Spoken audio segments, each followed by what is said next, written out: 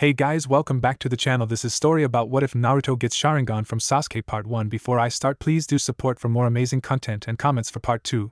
Do consider to subscribe my channel and share my video to your friends and check out the description as well. Let's start the video. Why? Why did you have to die? Sasuke. Naruto's mind reeled, his lips twisting into a thin, grim line as water gathered in his eyes. Despite all that had transpired between them, Naruto still cared for Sasuke deeply. Without pausing to think, he desperately tightened his hold on his comrade's limp body. The young Jinchuriki couldn't breathe. Every pant seemed to scrape against the walls of his lungs, and liquid flames seared through his veins. He tried to fight back the tremulous sob that had gathered in his throat, but failed miserably as there seemed to be a gaping, crippling pain in his chest. Thinking had become hard due to the influx of emotions that overwhelmed any semblance of coherence. Naruto had few precious people in his life, and he never truly lost one, until now. Was this horrible feeling what it felt like to lose someone? No wonder ninjas were warned to kill off their emotions. This horrible feeling was worse than any beating, curse, or wound Naruto had ever faced, and he had been through a lot in his short life. He didn't know how to deal with this loss. Despite his many exclamations of bravado and masks of indifference, Naruto was just a fragile, fractured boy who was dangerously teetering over the abyss of insanity. All he needed was a little push. These overwhelming feelings were something new, foreign, and extremely dangerous, for when sorrow and rage overwhelm the mind there is only one possibly outlet: violence. His ears rang as blood pounded through them, the world spinning wildly as his vision shifted from color into a hyper-sharp haze of shades of crimson and black. The Jinchuriki was nauseous, dizzy, and disoriented, but those sensations were suppressed briefly when hollow, trembling laughter echoed around him and exchanged his previous feelings with trepidation. Perhaps it was just a figment of his imagination, but whatever it was, it didn't matter. All Naruto's mind could truly focus on was expelling the tension boiling within him, preferably on Haku. Naruto didn't feel his nails lengthening into claws, nor did he wince at the pain accompanying the sharpening of his fangs. He paid no heed to the sizzling sound of his evaporating tears as crimson, ethereal flames of chakra coalesced around his body like a pack of patient vipers ready to strike out at any moment. The corrosive swirls of blood-red chakra licked at Naruto's body, contaminating him with their toxic touch, and threw him the limp Uchiha in his arms. The blonde laid Sasuke down reverently and turned to regard Haku. His ears twitching faintly at Haku's remarks regarding the difficulties of killing his own heart, and how Sasuke had been a real ninja to sacrifice himself for Naruto. The guilt exploded within Naruto. I never asked him to, I was, damn it. The unconvincing, useless words failed to curb both the growing bloodlust and the guilt boiling through the Uzumaki's veins. They only made everything worse. Shut up. I'll kill you. The QB container growled out in a deep, gravely tone, and the crimson cloak of energy erupted furiously around him in a miasma-like construct. It shifted and twirled as if it had a mind of its own, and for a moment the androgynous Ice Nin's eyes widened in horror behind his mask. What is this evil chakra? Was that a fox I saw grinning at me? He wondered briefly before shaking his head. Such things were impossible, and Haku couldn't afford to succumb to nonsense, not while Zabuza was dueling with a foe as deadly as Hitaki Kakashi. The teen struggled and started regaining control of his body, fighting furiously against the paralyzing presence of Naruto's killing intent. What are you? The masked Ice Nin asked in a trembling voice. The blonde genin's body tensed momentarily before he rocketed towards Haku, leaving deep indentions where his feet kicked off the ground, unable to bring himself to care enough to reply in his usual boisterous manner. Haku's dark eyes narrowed thoughtfully as Naruto's twin orbs narrowed down on him with such intensity it was only sheer will that kept him from looking away. The burning orbs were full of pure, animalistic malice and promising pain and death that shook Haku to the core. It appears I'll have to truly kill this time. I can't die here, not while Zabuza-sama needs me. Kakashi stayed his hand in the middle of a hand sign sequence, his concentration broken by a familiar tainted feeling he had almost forgotten. He ignored Zabuza's confusion and frowned under his mask. That's the QB's chakra. Has the seal broken? No, not yet, but who knows what'll happen if Naruto's mind is overwhelmed by the fox. Stay safe, Naruto. Sasuke, I'm coming for you. Kakashi's eyes shifted from cold concentration to burning resolve as he stood straight, his posture shifting as he increased the gathering of his chakra considerably. His killing intent spiked oppressively, the suffocating presence of his violent thoughts powerful enough to cause even the demon of the mist to narrow his eyes in wariness. Enough games, Zabuza. This ends now, Kakashi promised coldly, his mind already devising a way to dispose of the bloodthirsty Kirin. Zabuza's dismissive reply was promptly ignored by the copy Nin. He had not survived the ninja wars and been heralded as the genius student of the Yondaime Hokage just to succumb to some overly ambitious nuke Nin with a chip on his shoulder. He made some quick hand seals and 3 Kage Bunshin soundlessly came into existence in a small cloud of white vapor, one to his left, one to his right and one in front of him. Before the smoke could even clear, Kakashi was rushing into action. The clones to his side spread out, running in opposite directions, twin blurs melting into the mist as the final clone in front of Kakashi remained stationary, and started making seals of its own at an alarmingly fast pace. Zabuza's predatory teeth grit ground together, as he wondered what the Konoha Jounin was up to before his pride re-emerged and he sneered at the Sharingan wielder. "You're wasting your chakra, Kakashi! For every clone you make I can make a dozen." The demon of the mist taunted as he formed a single seal, summoning a dozen Mizu Bunshin from the moisture around him and sending them after Kakashi's moving clones. Kakashi snorted silently. "You talk too much, Zabuza," he chided quietly in an indifferent tone that would have sent his eternal rival into tears of jealousy, as his stationary clone finished its seal sequence. The Zanbatsu wielder prepared himself. It would appear the scarecrow is finally getting serious. Sounds like fun. His chakra gathered at his feet, gluing him to the concrete in reaction to a sudden gale of chakra-infused wind that exploded from the copy ninja's direction. "Futon de Tapa?" Zabuza murmured thoughtfully as he held his blade across his body protectively, his earlier confidence evaporating along with the rapidly dispersing veil of mist. His dark eyes followed his prey as the original Kakashi brought both hands together, weaving them through a blurry sequence of hand seals at the very moment his mobile clones unleashed a hail of shuriken at Zabuza. Zabuza laughed joyously as he prepared to deflect the rain of projectiles. "That's more like it, Hataki. Show me more!" Zabuza shouted in excitement, and slammed his blade into the floor, sliding it across the concrete, and preparing to swing it in a wide arc that would deflect the hail of metallic death. However, he quickly found himself forced to abandon his plan as his survival sense, the same inner voice that had saved him through the bloodline purges and his failed rebellion, commanded him to move. He obeyed it without question, and soon enough his eyes witnessed the pair of clones make several rapid seals before crying in unison, "Shuriken Kage Bushin no Jutsu." Zabuza cursed under his breath as the dozen or so ninja stars multiplied alarmingly, making any hopes of escape impossible. The Noob Nin found himself regretting egging on the copy Nin as the silver-haired Jounin began revealing his legendary genius. Zabuza replaced himself with a piece of nearby concrete. "Is that all you can do, Kaka?" he gloated as he reappeared several feet away from his original position before the sound of shifting rubble drew his attention. "How many steps ahead did you plan?" He never finished his sentence. The fact that one of the stationary ninjas he previously faced was gone was all he needed to know to accept that his fate was sealed. His epiphany had arrived just in time to briefly feel the kunai that lodged itself into his throat, cutting tendon, flesh and skin alike. Kakashi's soft voice filtered through Zabuza's mind as he took his final breaths, telling him what all ninja ultimately wanted to know: how he was going to die.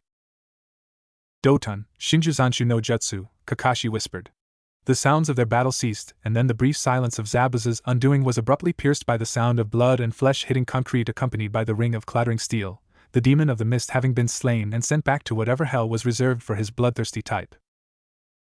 Haku heaved out blood and saliva, his hand pressed firmly against a set of 4 deep, bleeding lacerations across his chest.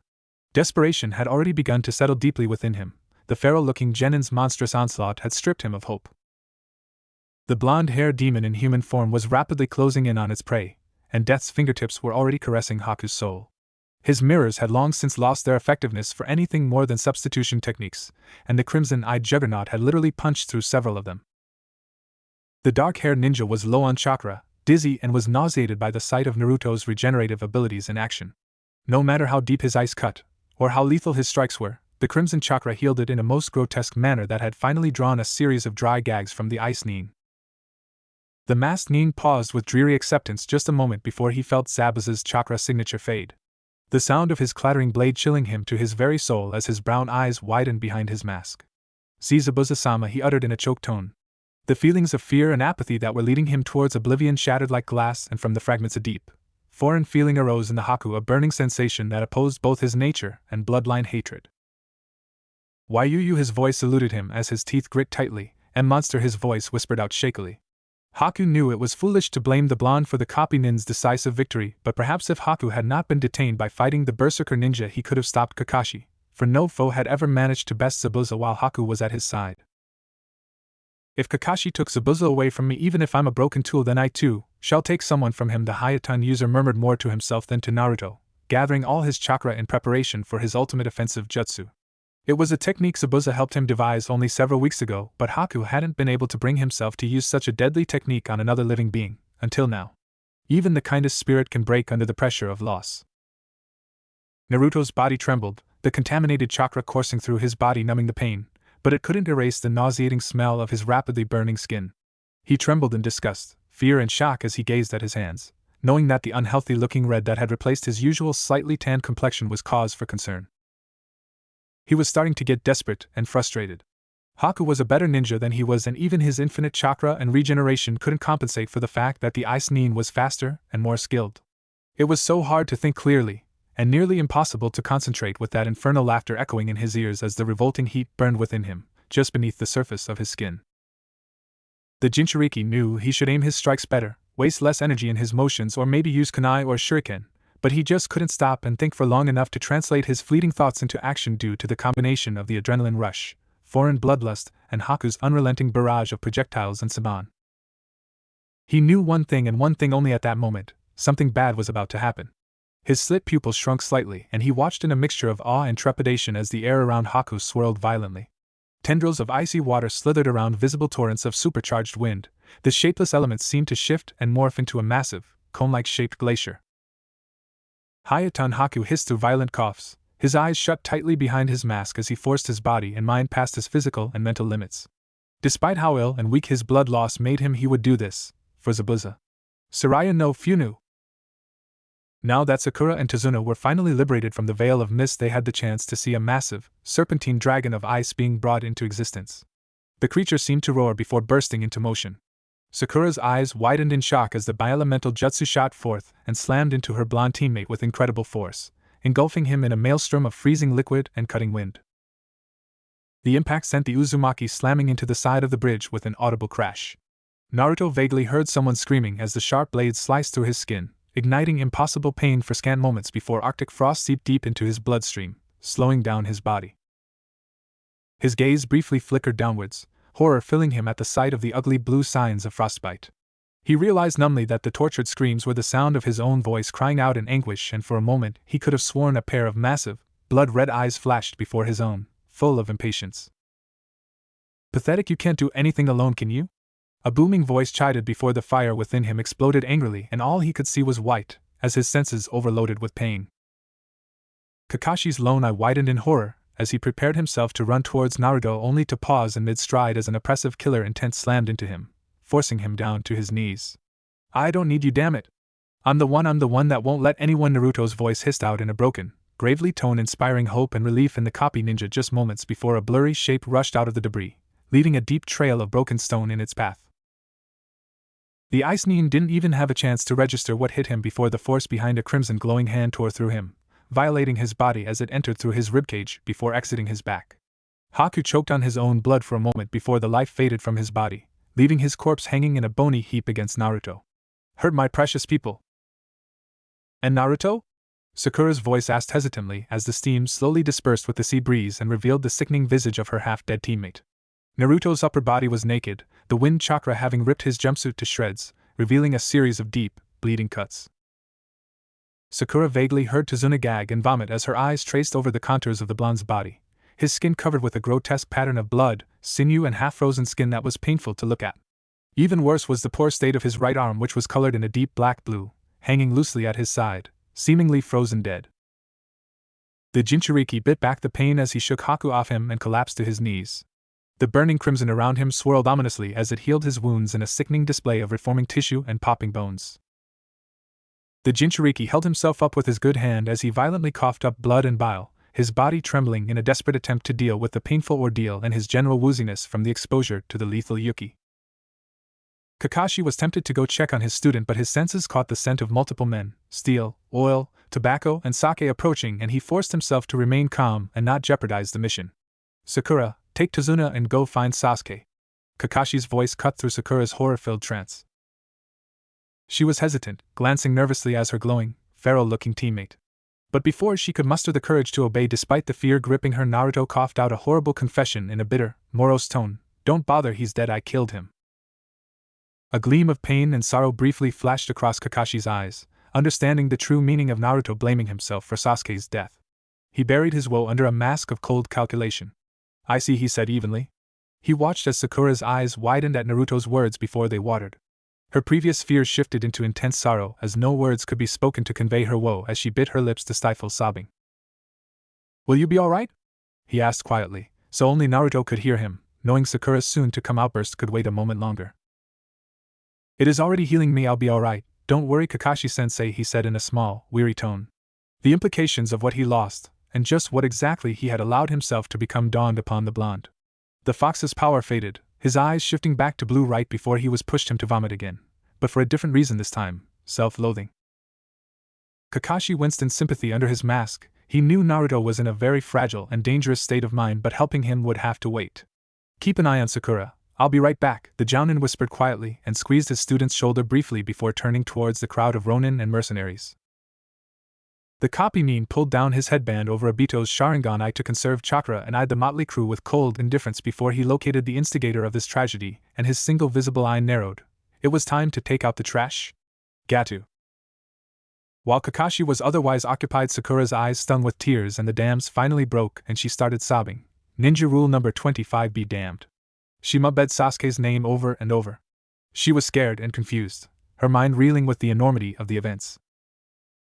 Tazuna's wrinkled face twisted into a grimace as he watched with sympathy while kneeling beside Naruto, his wizened eyes narrowing only briefly at the sight of his now unblemished flesh. He held his tongue. That boy had been through hell and back to protect him and his people, so he hadn't a negative word to speak against him or his outlandish regenerative abilities. They heard the sound of steel cutting into flesh and a scream of pain and fear in the background as the copy Nin tore through the fools from the crowd that dared stand in his path. Sakura pulled back from the hand Naruto laid on her shoulder. She panted wildly, her mind still envisioning the bestial form he previously held and that horrible, disgustingly evil presence that wrapped around him. This wasn't the idiot she tolerated reluctantly only due to the need for 3 genin on any given cell.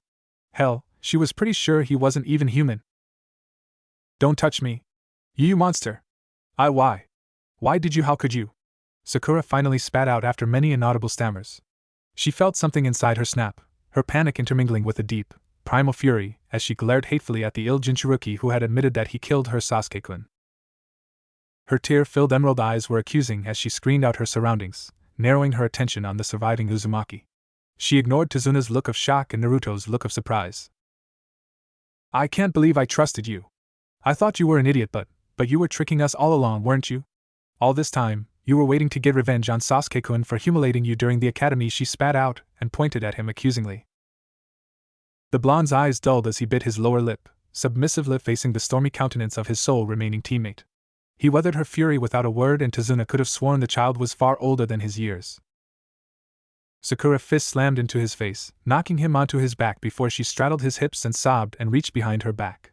Her desperate crying was swallowed by the sounds of an angry crowd roaring ahead of them. The arrival of the citizens of Nami no Kuni would have usually been noticed, but Sakura was far too absorbed in her own misery and sorrow to care. "Sakura, you've got to stop," Tazuna started trying to placate and somehow salvage the situation by pointing out it was over now. His fellow citizens had helped Kakashi drive the Ronin and mercenaries away. The kunoichi shifted glacier green eyes to him, and her icy whisper tore him away from thoughts of salvation. "Stay out of this. You lured us here with your lies in the first place. If you weren't a client," she hissed through sniffles, ignoring the cheers and chattering sounds that signaled the end of the battle. Sakura's hand slipped into her weapon's pouch and trembled around the handle of kunai, her eyes turning to the trembling form of Naruto, though she hesitated from pulling the weapon out of her pouch and committing the sordid act. The blonde was painstakingly oblivious to the blame the pink-haired kunoichi had placed on his shoulders for misconstruing his words or her murderous intent. She had obsessed over Sasuke for years now. She'd dreamed of him, followed him, lived for his approval and love for so long, and it couldn't end like this. She wouldn't let it end with Sasuke fading into the darkness. It wouldn't be fair to Sasuke, and she never let Sasuke-kun down. His murderer had to die. She was about to avenge her precious Sasuke-kun right there, and then, but was stopped by an oppressive wave of killer intent. "Sakura!" Kakashi's voice cut in icily as the Jounin's hand clasped her shoulder in a crushing, vice-like grip as he pulled her off Naruto. "What are you doing, Sakura? Get off Naruto this instant. We don't know if more enemies are lurking about. So stop your antics and go and collect Sasuke's body." Kakashi's message was as clear as his voice was cold. They needed to protect the Sharingan, and her intentions were not helping. He turned to scoop up his other student gently as Sakura scampered off, pausing as he heard the blonde's voice whisper weakly. "Kakashi-sensei," the copy Nin listened with rapt attention. "What happened to Gato and the Ronin?" Kakashi's eye flickered to a reassuring gleam as he held the blonde a bit closer. I took care of it, he said calmly, shuddering inwardly as he recalled a time where his own sensei had used that same sentence to reassure him. The blonde's eyes traveled towards the crowd gathering around, and he vaguely heard Inari shout something about the hero arriving late as the blurry shape of a massive crowd filtered through his hazy vision. Heroes, I wish I could be one and not always the dropout, he murmured painfully, his voice trembling before he finally succumbed to fatigue, a single thought still swirling in his mind. Will you hate me too, Kakashi-sensei? Now that Sasuke is gone? 2 days later, Tazuna's house. There was only one thing that filtered through Naruto's consciousness the moment he woke up: pain. His body was heavy and his eyes burned intensely. The mere thought of moving or kami forbid opening his eyes simply blasphemous. The Uzumaki had no idea where he was and for a scary few seconds, who he was. He grit his teeth and tried to sit up unsuccessfully, and then it struck him. A wave of nausea flushed through him, forcing his eyes open.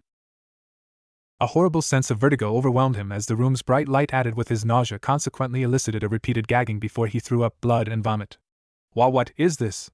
The blonde Jinchuriki was lost as to what the physical ailments plaguing him were, and that scared him. Ever since he could remember himself, he had never felt such physical weakness and helplessness. After years of being ignored and rejected by his village and peers, the young Jinchuriki had his share of mental and emotional scars, some more easily ignored than others. Despite his better efforts, he started panting harshly, panic starting to settle in as a tight knot in the center of his chest. Delirious memories of fear, of loneliness and uncertainty flashed before his feverish mind. He couldn't help his instinctive reaction as he wrapped his arms around his midsection to protect himself. Someone suddenly grabbed his shoulder. He gasped in a pathetic tone, snarling as he reacted to the threat by launching a half-hearted. A hand wrapped around his wrist gently, squeezing it comfortingly as a soft voice filtered through his senses. Hey, calm down, Naruto. It's me, Kakashi. The familiar voice of his sensei elicited an immediate calm. His shoulders relaxed, the lines of anxiety around his eyes fading in the face of relief. Kakashi-sensei, what's happening to me? A faint tremble echoed in the undertone of his hoarse, whispering voice. The copy-nin sighed softly, somewhat unsettled by the state of his pupil. He had never seen such raw fear or panic in Naruto's eyes. Well, you've been unconscious for almost 2 days. I'm no medic nin, but my best guess is that you're suffering from some sort of severe chakra poisoning, most likely due to being exposed to too much of that chakra. His visible eye narrowed slightly. Before I update you on the situation, Naruto, I need you to tell me exactly what happened on the bridge. There was no request or gentleness behind Kakashi's command. There would be time for reassurances later, once he finished debriefing his student. The Uzumaki pointedly kept his eyes on the floor, his body tensing as his guilt resurfaced. The ever-tightening ball of tension made breathing difficult. The blonde rubbed his palm against the area unconsciously, trying to alleviate the discomfort in vain. He didn't want to relive those horrible memories, but Kakashi's tone belied the urgency of his order, and that superseded his fear. Besides, despite how lacking Naruto's formal ninja education was, he knew better than to go against a direct command. I'm so stupid, Kakashi-sensei. I should have stayed out of the dome. But I wasn't thinking, so I stepped inside and got trapped too. Naruto's voice slurred out in half-whispered words. His words came out so quickly it was hard to follow him. The silver-haired Jounin cut through Naruto's self-loathing cycle by clearing his throat. Naruto blinked and smiled shakily. But he was too fast. We know, I wasn't fast enough to dodge his needles. Sasuke wasn't doing too well either, but then he activated his Sharingan. So we made up a plan and it worked. We really thought we had him, but we were wrong. Naruto's eyes darkened, the blonde wearing his heart on his sleeve like he always did. His face went through his feelings, ranging from the false hope and excitement he and Sasuke shared to bitter disappointment when he realized how dim the situation really was at the time. It got really bad cause that masked guy stopped fooling around. I was too slow to dodge, so he used me to get to Sasuke. He paused, collecting himself before continuing. That's when Sasuke jumped in front of me and Naruto's voice broke at the end of the sentence. He bit down on his lower lip, moisture filling his eyes. He couldn't talk anymore, shaking his head pitifully as tears escaped his tightly shut eyes. The air whistled softly through his sensei's mask as he weighed over the information. I see, that is unfortunate. Now that I know what happened, I need you to listen carefully, Naruto. What I'm about to tell you is a very important secret. You are not to repeat it to anyone outside this room, do you understand? The copy ninja locked his brown eye intently with a pair of overwhelmed, watery orbs as the Yandame's legacy nodded. One of our medical extraction teams arrived yesterday and examined Sasuke's body. Before they extracted it, they shared their initial findings with me. They told me Sasuke's stab wounds were not the cause of death. The blonde ninja's eyes widened considerably as the implications were not lost to him. I'm sorry, but Sasuke died from a case of fatal chakra poisoning. The Jinchurikis thought his abysmal ninja skills were to blame for the Uchiha's death, a fact now proven false. His mouth dried up and his heartbeat thundered in his ears. He couldn't swallow as his neck was clogged with choke sobs. But Kakashi lifted his hand, interrupting him once more. Naruto, you must understand something. You are the container of the QB, so the seal Yondaime-sama grafted on your stomach to absorb and purify it works only for you. So it was me. I'm the one who killed him. The genin's voice choked out as he shut his eyes tightly. His restraint was tossed aside as he sobbed harshly, drowning in the guilty self-loathing that accompanied the truth. Kakashi's voice was cold and commanding as he grabbed Naruto's shoulders roughly and shook him several times. No, you did not, Naruto. Sandaime-sama has classified our true mission details, so officially, Uchiha Sasuke died in the line of duty. He sacrificed his life to fulfill his mission like any honorable shinobi would. That is the truth. That is what you will answer if anyone ever asks you about this mission. The Jounin's commanding tone left no room for argument, but his student's expression darkened and his fists tightened through his nod. A soft sigh escaped the Sharingan wielder as he realized his words fell on deaf ears, so he decided to try a different approach. Did you mean to poison Sasuke, Naruto? The Uzumaki shook his head violently. His shoulders tensed further as hot tears continued to slowly stream down his cheeks. His sobs quieted down to small sniffles as blue eyes glared emptily into space. The Yondaime's protege knew that if he didn't act now, he would lose the boy forever. Survivor's guilt would eat at whatever semblance of sanity the pariah still held on to. Naruto, I know what you're. Naruto's face contorted into a hateful, bitter expression as the words left Kakashi's lips. It seemed that his emotional dam broke and all the bitterness and hatred he kept at bay exploded. No, you don't. You don't know what it's like to have someone spit when you walk down the street. You don't know how it feels like when everyone ignores you, rejects you, and acts like you don't even exist. You don't know what it's like to find out one day that you're supposed to hold back a monster. He spat out. His blue eyes shone with a heart-wrenching fusion of rage, despair, and speckles of insanity. The blonde sobs overtook him once more, his voice breaking. You don't know what it's like to know you, to know that you're the one that killed your. Kakashi shook his head and spoke up. That is not true, Naruto. You're only partially right. It's true, I can't imagine what it's like to be in your shoes, being a container of one of those beasts of legend. But I do know what it's like to be suspected and hated for something out my control, Kakashi admitted. He chuckled inaudibly at the way the Yondaime's legacy's eyes widened and mouth hung open. My father was Konohage's legendary White Fang, a genius ninja that at his pinnacle rivaled the likes of the Densetsu no Sannin. The Jinchuriki didn't know what surprised him more, the information itself, or the fact Kakashi was entrusting him with something as intimate as his past. He was touched on one hand but felt unworthy on the other hand, as there was no way he deserved Kakashi's kindness. How could he? He was a failure, a kinslayer and monster. So why? Why was his sensei showing him such compassion? It didn't make any sense. The name doesn't ring a bell? Oh my, well, if you had paid more attention during history. Never mind, to make a long story short, my father fell from grace when he abandoned an S-class mission to save his squad. His failure exposed the mission details to Sunagakure, and the controversy drove our villages to a bloody war. My father killed himself out of grief and left me alone to bear the shame of his actions. His tone was quiet. He looked away briefly. He reminisced over those darker times. I didn't fulfill the village's expectations. Instead, I chose to walk the opposite path, abiding the code to its letter. For almost 7 years I stuck to the textbook nonsense about the mission coming first and foremost in all circumstances, even before the lives of my comrades and my village, Kakashi unveiled. The cerulean-eyed ninja was confused by the revelation and more than a little disillusioned. He hated to admit that a small part of him was relieved by knowing the way his home village treated him was not something reserved solely for him. But you said that those that abandoned Naruto, stammered, and Kakashi's eye flickered with some sadness briefly. The emotion melted away abruptly. A serious, solemn was left in its wake. It took the death of my teammate, Uchiha Obito, to show me there was some folly in my ninja way. While it is true that we shinobi are tools, the living extensions of our Hokage's will, we are also humans. We feel, we mourn, and we all make mistakes. Denying this truth is living a lie, no matter how hard someone tries to convince you otherwise. Obito saved my life when we botched an attack on an IWA Jounin that captured our teammate. He got crushed under a massive rock slide by pushing me out of the way. It was on that mission that I lost my original eye and received this Sharingan eye. Our other teammate Rin, an accomplished medic Nin, performed field surgery, and I now carry his legacy with me. It is a constant reminder of the path I must never follow ever again, the copy Nin reminisced softly. The haunted tone he spoke in as he tapped lightly against his slanted headband to emphasize his point, and his sincerity. How did you cope with it? Naruto asked wearily as he digested what he just learned. The intensity of his agony faded into a bitter acceptance. He was so confused it physically hurt. He didn't know if he could deal with these emotions alone, and he prayed his sensei would help him, otherwise. Kakashi remained silent for a long time before his eye shifted to its smiling shape. I won't lie to you, Naruto, it never truly fades away. My sensei and teammate were the ones that helped me learn to live with my loss. They stood beside me and helped me grow out of my mistakes and move on. Don't worry, I won't abandon you, Naruto.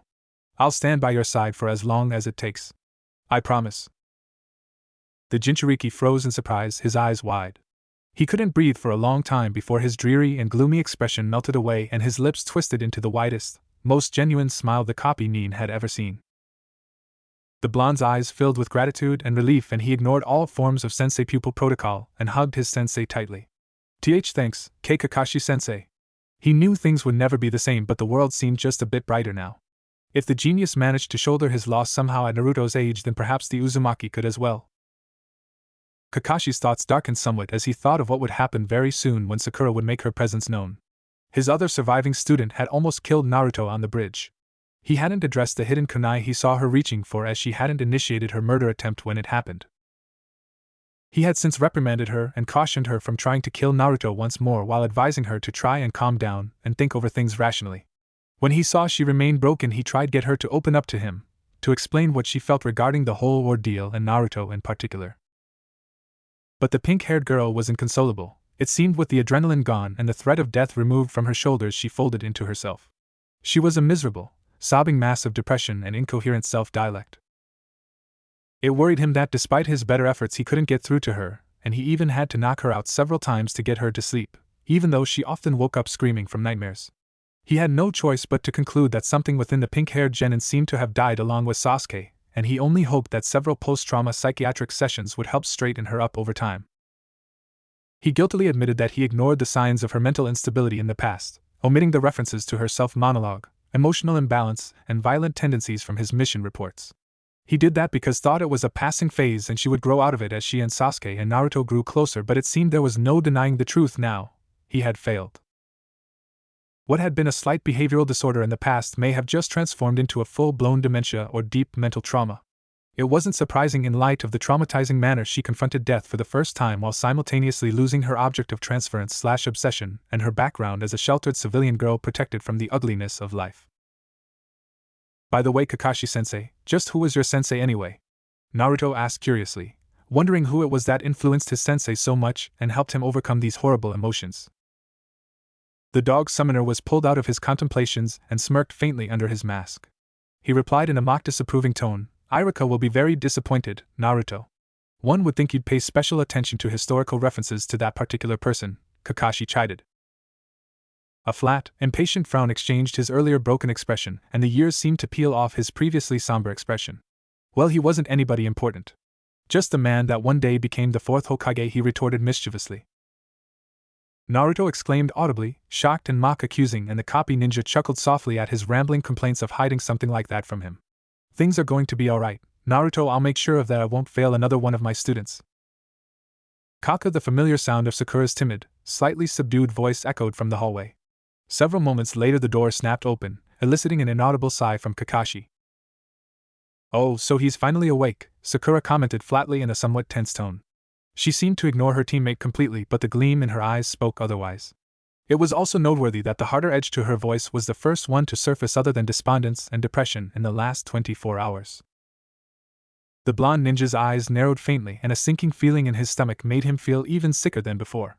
His beloved Sakura-chan assumed that look, the look that haunted his dreams and memories since he could remember himself. Kakashi knew his two surviving pupils would have to deal with the tension between them on their own.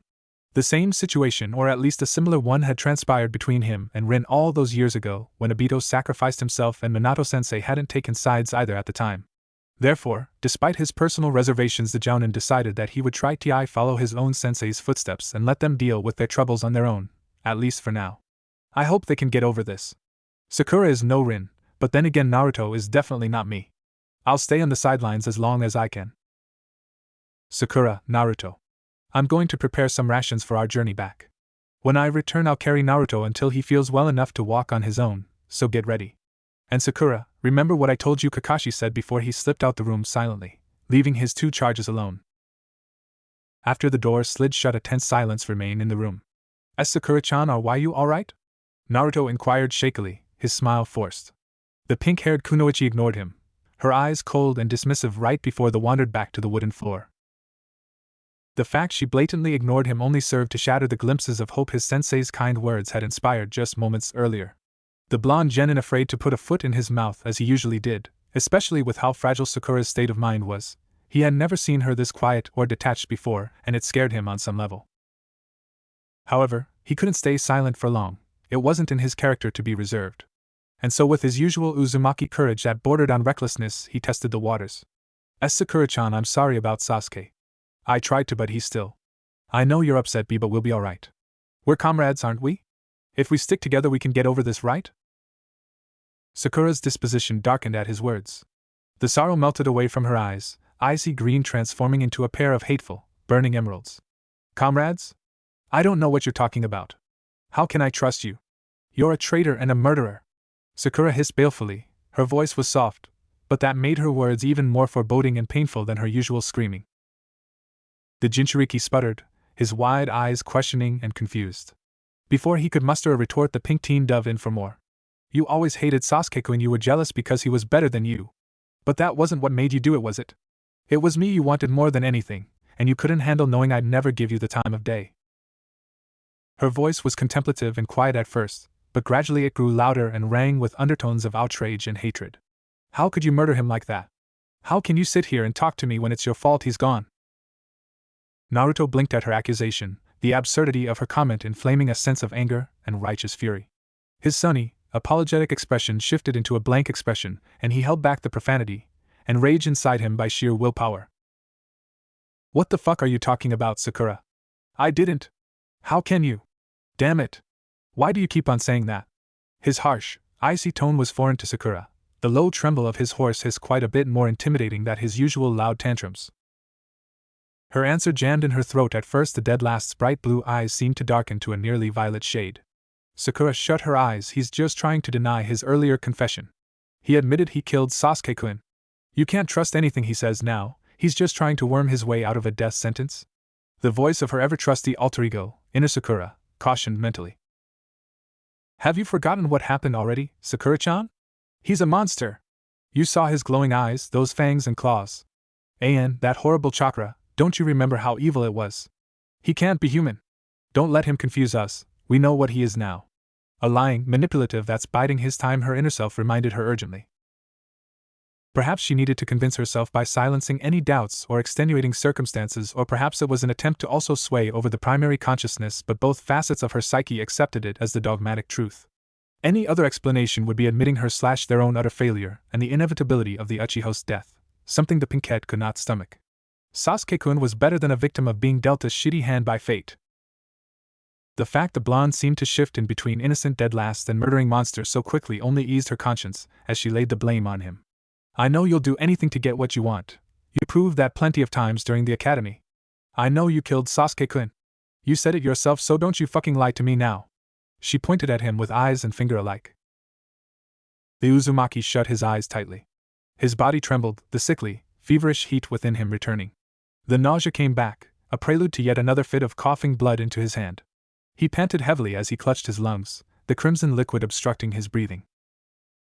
He knew Sakura was distraught, but her conviction and self-righteousness infuriated him. Said blonde couldn't quite quell his instinctive reply, one that came deep from his gut. Fuck you, Sakura. You don't know shit about what happened on the bridge. You don't know how it feels like to know he died while protecting me, Naruto murmured inaudibly. The second survivor of Team 7 eyed him with something akin of disgust and incredulity. I know enough. I know you killed him. I know you do anything to get what you want and don't give a crap about anything or anyone but you.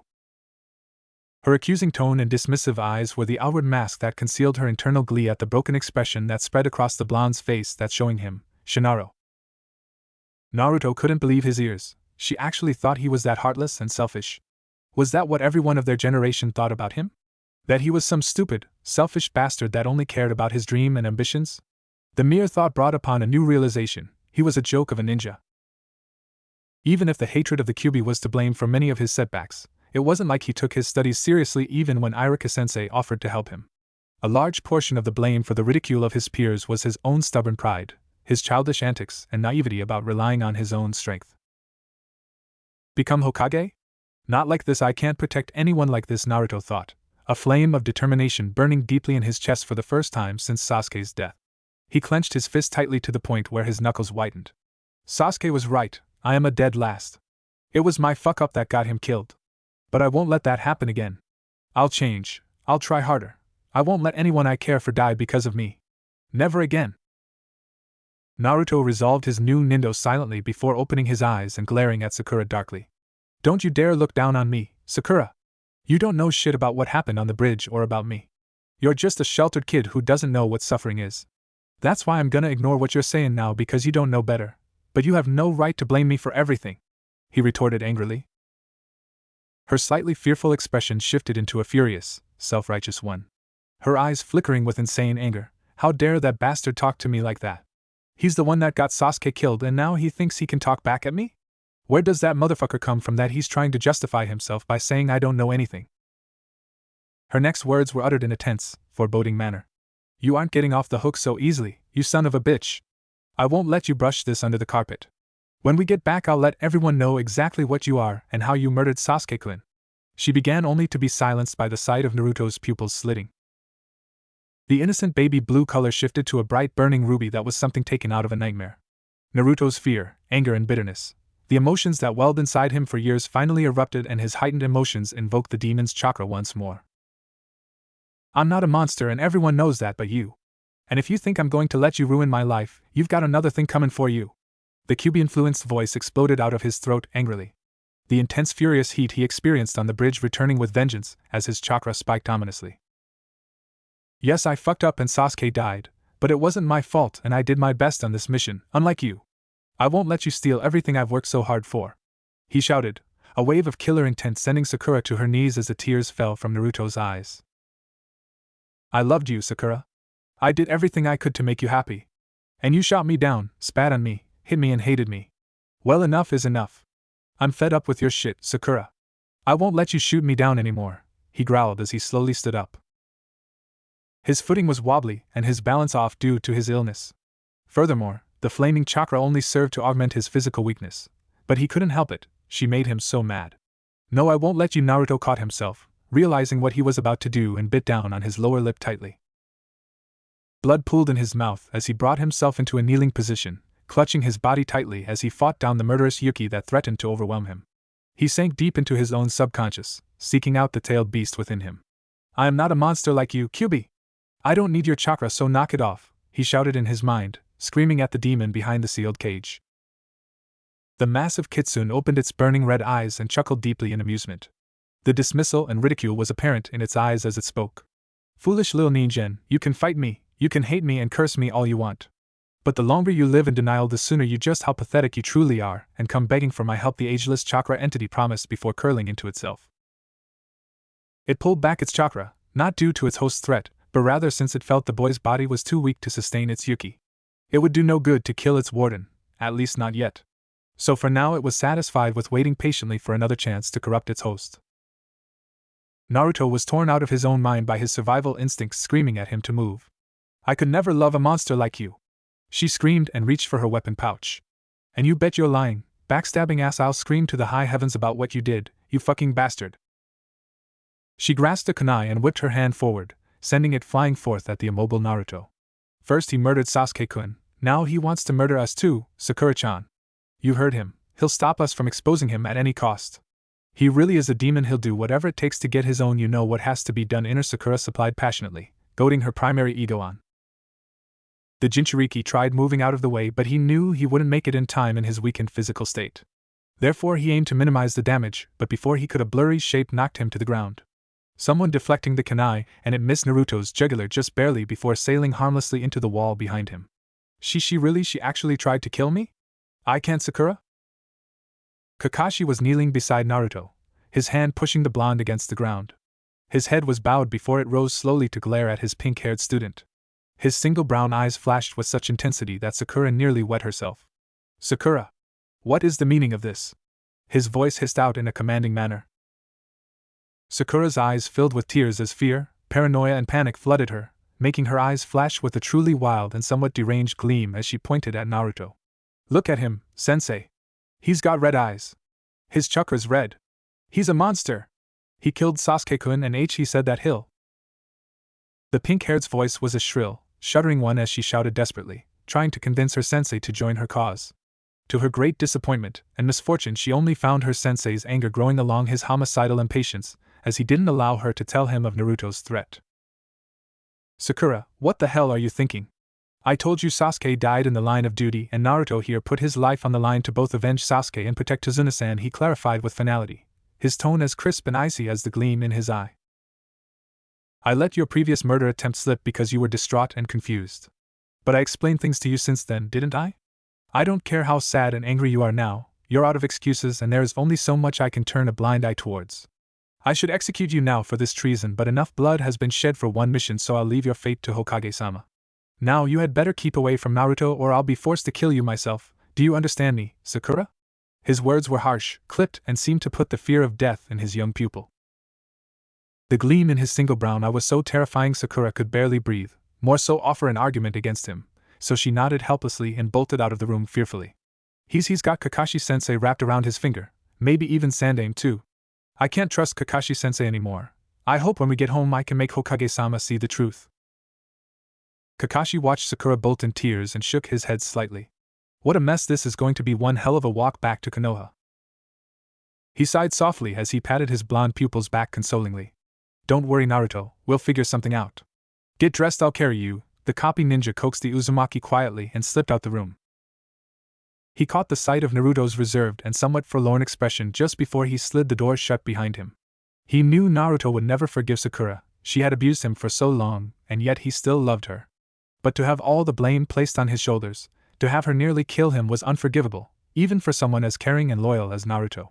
These two, they'll never be able to work together again. Minato-sensei, what should I do? 2 days later, the silent and subdued remnants of Team 7 reached the gates of Konoha. Naruto had recovered early on the second day and had taken to walking beside Kakashi on the final leg of their trek to Konoha. Once the trio entered Konoha proper, the Jounin dismissed Sakura and sent her home and ordered her to remain there while he escorted the Jinchuriki towards the Hokage Tower until she was summoned to meet with the Sandaime. On her way home, Sakura passed through one of the side streets. She paused when she felt a chakra signature flare behind her. The psychologically unstable girl turned around and gasped in surprise when she caught sight of an all-masked ANBU standing right behind her. Before she could react, he put his hand over her mouth and pushed her against the wall firmly, stifling her scream. Haruno Sakura? The ANBU asked, and Sakura nodded nimbly. You've been summoned, come with me, he commanded and let her go. He hit the side of the wall gently, revealing a passageway. The pink-haired Kunoichi looked surprised. Kakashi had told her to go straight home and remain there until she received word of the Hokage's verdict, but this ANBU was one of the Hokage's men, wasn't he? That command superseded Kakashi's, and so she followed quietly. This isn't the way to the Hokage Tower, she replied hesitantly as she stepped into the darkness. The Black Ops agent's reply was simple, we aren't going to the Hokage Tower. While Sakura was being led through a labyrinth of side corridors and underground tunnels that ran beneath Konoha, Kakashi was leading Naruto to a room deep beneath the Hokage Tower. Naruto, we're about to be debriefed and questioned by the Council of the Flame. So I suggest you remain respectful and behave properly, Kakashi cautioned softly. They started walk down a spiraling staircase, deeper and deeper into the bowels of the earth. The Council of Flame? Naruto questioned his sensei in confusion, and the copy ninja sighed. The blonde needed some serious remedial training once this was over. The Council of Flame consists of the clan leaders, the legendary ninja, and Hokage. The council is an ancient political body that Shodaime-sama created to represent Konoha's ninja in crucial times. The elite Jounin explained patiently. But I thought the Hokage was our leader? Naruto asked quietly, genuinely confused, as he had always imagined the Hokage was the sole power behind the village's military force. Kakashi proceeded to further enlighten his pupil before they entered a potentially lethal situation by teaching him the basics of what he was about to face. While it's true that generally Hokage-sama is the final word in all military affairs, the Council of Flame is an advisory council he can choose to consult with on his own discretion in order to get a wider acceptance of controversial subjects. All ninja countries have a governing council of some sort to assist him in managing the village, as there is only so much one man can accomplish. These councils' authority and influence vary from kage to kage. In our village, the Council of Flame is a mostly advisory body, but their final word is usually accepted by the Hokage due to their political influence, even though technically it isn't binding in a legal sense. Kakashi elaborated patiently as he saw some realization in Naruto's eyes, though there was much confusion due to the complex terms and words Kakashi used. There are a number of agreed issues that justify the Hokage assembling the Council of Flame. The most common use of the council is dealing with subjects of national security that the Hokage feels deserve being discussed in a wider forum. The other is electing a new leader if the reigning Hokage dies and no successor named before presenting him to both the Jounin population and the Fire Daimyo for approval. The Uzumaki nodded thoughtfully. I guess Iruka-sensei wasn't kidding when he said being Hokage was about more than just strength. All of this is so complicated, but I guess it makes sense. It doesn't matter though. I'll wing it when the time comes. I will become Hokage. Naruto grinned faintly, the whole ordeal with Sasuke only having strengthening his sense of purpose to protect everyone and be the best Kage ever. I think I understand. So think before I talk and be respectful, right? He asked hesitantly, making sure he understood his sensei correctly as they reached the set of double doors made of deep mahogany.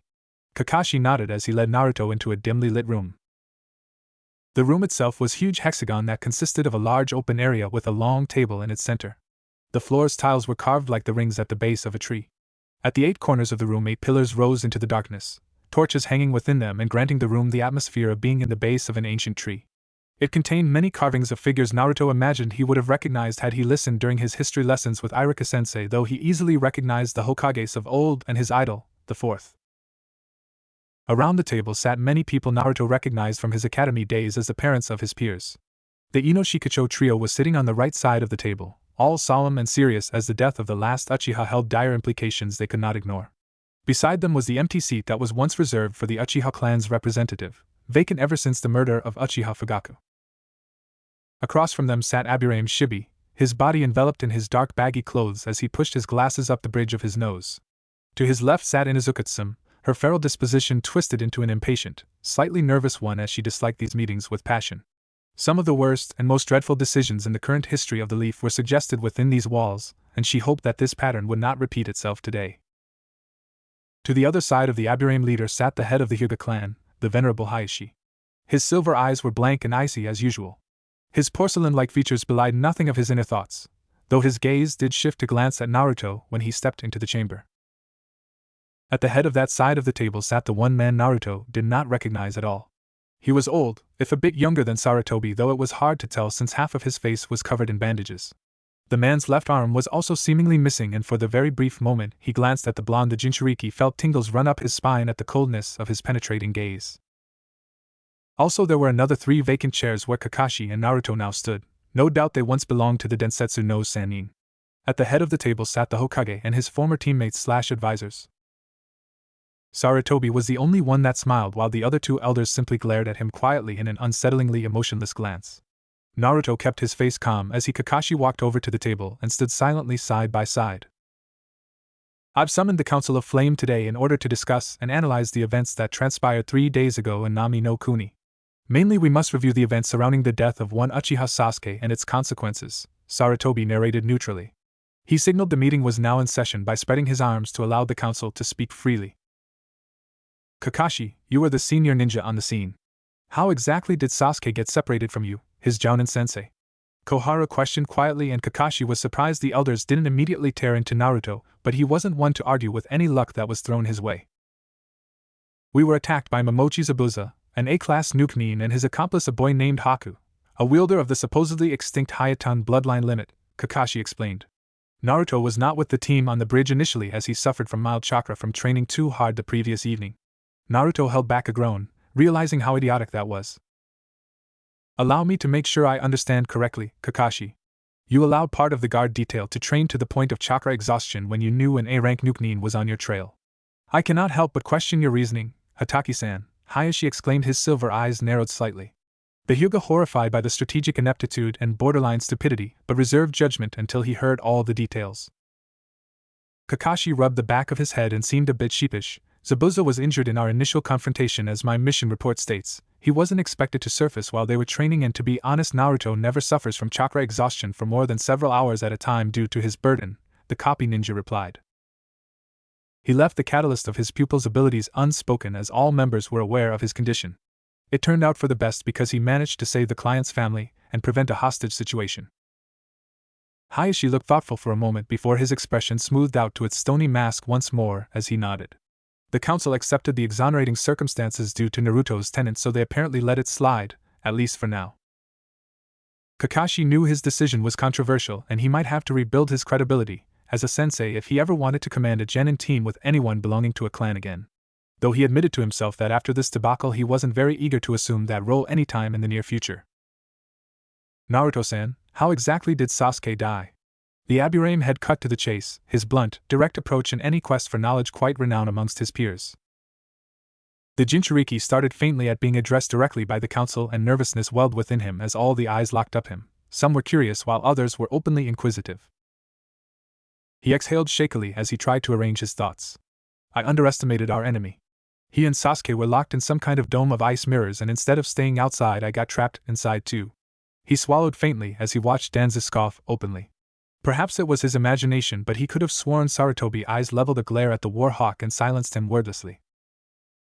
Haku, he used some strange ice jutsu to teleport between the mirrors and was too fast for us. The needles he used were probably coated with a drug or something because they made me numb and drowsy. I got hit by so many of them that I think I was about to faint. That's when Sasuke jumped in front of me and took the lethal blow. Naruto's tone faltered as he bowed his head. And yet you somehow survived these lethal amounts of poison, how? Some asked sarcastically, finding his story a bit too convenient. To her credit, she was unaware of the full scope of his regenerative abilities. Nobody was as his unique Jinchuriki abilities had yet to manifest, until now. Shibi coughed into his fist. The boy is telling the truth, but there is something he's holding back, the Aburame said sagely, his voice toneless, yet it carried an inquisitive quality that would not be denied. You are aware of who you're talking to, aren't you, boy? Naro Shikaku commented lazily, and quirked his scarred brow. We've been sorting through lies and deception since before you were born, so lying to us would not be in your favor, Uzumaki, he pointed out honestly with a slight sigh as the kid seemed painfully unaware of the situation. I'm not lying, Naruto murmured out painfully. I'm just ashamed. I was too weak to save him, he replied miserably. Some of the council members exchanged looks of sympathy, whereas some exchanged looks of disappointment and disapproval. Each and one of the elite ninja had lost comrades and family, suffered from survivor's guilt at some point of his or her careers. Is that was when you got angry, Uzumaki-san? So angry that you invoked the Kyuubi and you let it control your actions, Hamura asked him neutrally. He sighed and rubbed his beard when Naruto seemed tongue-tied by the blunt observation. This is disconcerting. We cannot risk releasing the Kyuubi. Unlike its lesser counterparts, it cannot be sealed in inanimate objects. We don't have another Namikaze Minato or Senju Hashirama to single-handedly defeat the legendary beast, nor any Uchiha like Madara to control it. I cannot help, despite my personal reservations, wonder if countermeasures should not be taken to protect Konoha from such a disaster. Hiruzen's eyes narrowed dangerously at the unspoken suggestion. I will allow no such thing, he declared in a firm, powerful tone, flashes of the god of ninja bursting through the mask of his advanced age as he slapped his hand against the table. That would be enough to cut the dangerous thoughts in their bud, or so he thought. He eyed his childhood friends and teammates questioningly. While they were close on a personal level, they often disagreed on political affairs. Their line was a harsher one than the god of ninja's peaceful ways. Danza's eyes narrowed slightly. Just because you blind yourself willingly to the true threat that boy poses does not mean you can bully the council into sharing your ignorance, Sarutobi. The War Hawk took every opportunity to weaken his rival's political hold on the ninja council in order to strengthen his own. These openings were the only thing that prevented Sarutobi's silent wish regarding expelling Danzu. Unfortunately, many viewed him as the devil's advocate that offered a true counter-rationale to the professor, and so he remained a thorn in Sarutobi's side. The council seemed uncertain on how to react to the exchange between the two elder ninja. While they all sympathized with the Sandaime and revered his wisdom, they couldn't completely ignore the logic behind Danza's claim on how the old man pulled his rank, as it was the second time Sarutobi forced their hand forcefully on an issue regarding Uzumaki Naruto. Naruto, please explain what transpired when you accessed the Kyuubi's chakra. Perhaps that'll clarify things a bit better, Akimichi Chizu cut in. He hated discord and thought perhaps a perspective on the events could help settle the issue a bit more decisively and prevent further arguments and bad blood between the council members. Naruto shuddered visibly and his eyes narrowed. He bit his lip constantly to quench the righteous rage mingled with terror he felt. He stammered a bit as he spoke. The damned fox was laughing in my head, but that was it. It kept on forcing its chakra through my body, and I felt like I was burning all over, he explained. It was hard to think and concentrate, but even so I was the one in control. Even when it regenerated all my wounds, even with the burning chakra searing my skin, I was the one fighting and I was the one losing miserably to Haku. Naruto murmured bitterly. You are but a child and you expect us to believe you were able not only to subdue but also control the will of the demon fox on your own? Danzo accused in a cold, condescending manner and slammed his hand on the table as well. While he held no personal grudge towards the young blonde, he did not trust his ability to rein the Yuki contained within him. Sarutobi refused to have the boy properly trained and therefore Naruto was a liability, a walking time bomb that presented danger to Konoha, and that was something the secret Sharingan user could not tolerate. Hayashi's eyes narrowed faintly as he gazed at the defiant fire in Naruto's eyes. He had seen it the eyes of another years ago. Just like her unfounded accusations seemed to further garner indignation. The boy was visibly upset by the way he physically bit down choice words that were most likely coarse and quite unsavory, and Hayashi found his lips tugging upwards faintly at the similarities between mother and child. I can too suppress its chakra. It sounds amused when I refuse its help, but I still, he began, and the room exploded into murmurs of varying volume, and Naruto realized he had just made a fatal mistake by the way Sarutobi's eyes widened in shock and the way Kakashi stiffened beside him. So you openly admit that you correspond and communicate with the demon fox, Uzumaki? The former ANBU commander accused, his eye narrowing just a bit. The situation was shifting into one that fit his plans perfectly. The next step will be having easier access to its Yuki. Then you will be more open and ready to accept its tainted influence. Surely, Uzumaki cannot hope to control the rage of the demon. One small lapse of judgment might become our undoing. He planted the seeds of doubt in the council, and waited patiently for one of his main goals finally coming to fruition. He would either remove the threat of the Kyuubi indefinitely or transform its vessel into a weapon worthy of its bloody legacy. Hayashi-san, do you mind scanning Naruto's chakra pathways for Yuki? Sarutobi interjected coolly, already rushing to deflect Danzo's move. The Hyuga nodded once in acknowledgement before activating his Byakugan. He looking over the young blonde Hyuga was nothing if not a shrewd and cunning individual, and he hazarded a guess regarding the boy's amazing potential and entertained a theory regarding the blonde he would have to investigate on a later date. The partially crippled elder was crafty and cunning, but he was not the only person on the council with spies of his own. Hayashi's own men came up with a very different version of the truth around Uzumaki Naruto. That boy was no threat to the village, and unlike many of his peers, he trusted Yandame's sealing skills and could not blame the boy for the rampages of a demon. Instead, Hayashi had a gut feeling that the Uzumaki boy would become someone of great prowess and value to Konoha, and it would be very foolish to alienate him. Thus the Hyuga patriarch did what he did best and chose the path of greatest benefit to the Hyuga clan in the long run, gaining the favor of the Uzumaki. He could easily condemn him, but instead he decided to tell the honest truth about his chakra network instead of omitting facts that would paint the boy in an unsavory light. It appears young Uzumaki's heightened emotional state has invoked some of his tenant's chakra, but the chakra in his tenketsu is predominantly Naruto's. With my all-seeing eyes, I can tell you right now with certainty that the boy holds no malice or bloodlust within him that warrants labeling him a national security risk, the Hyuga concluded decisively. The Hyuga's words won over the Ino Shikucho trio, the three seemingly easing down in their seats and the harsh lines in their faces smoothing out. Some seemed to also be warming up towards the Jinchuriki. The former runner-up for the Sandame position leveled Hayashi with cursory glance as his lips tightened. He would settle the score with the Hyuga soon enough. It was interesting to note that Koharu and Hamura remained unflinchingly neutral and unconvinced despite it all.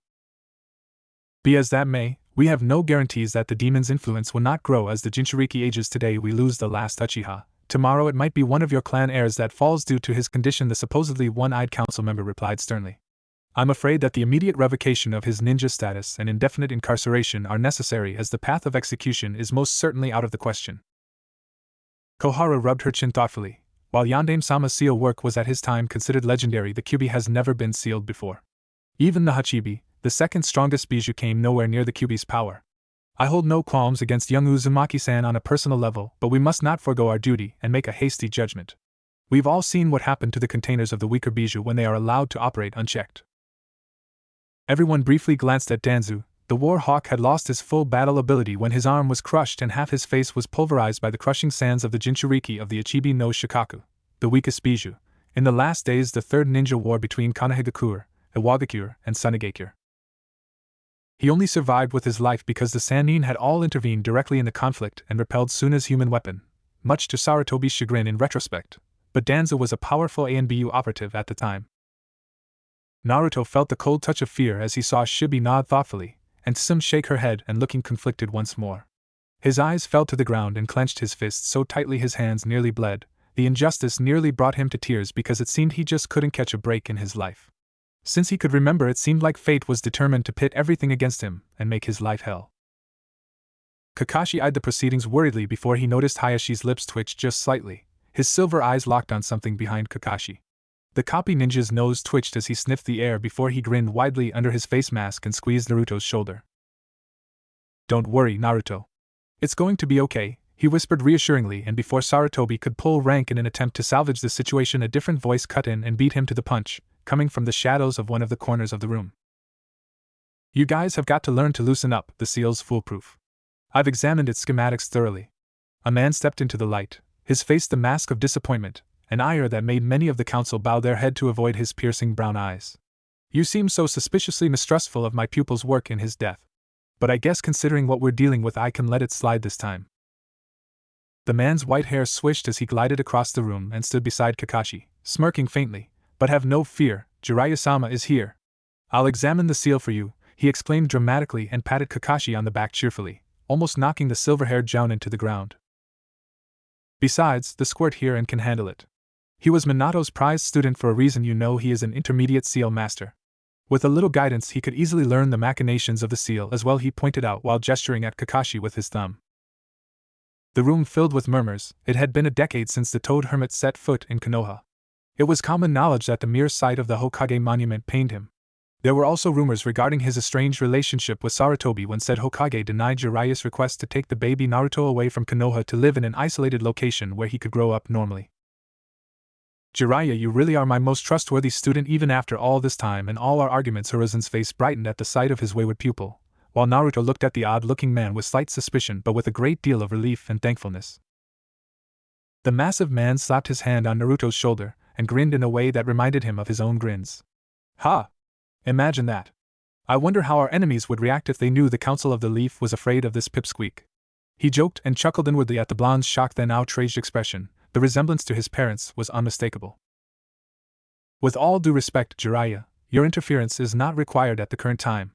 Danzo attempted to steer the conversation back to the direction it was going, his direction, when his hopes were dashed by the Toad Sannin's boisterous laughter. Hoo, last time I checked I still held a seat on this council." Danzo-san, the hermit brushed off Danzo's words jovially and knelt beside the Uzumaki. The whole atmosphere in the room changed dramatically with the Sannin's arrival. All parties knew of his legendary sealing skills as well as his deep loyalty to Konoha.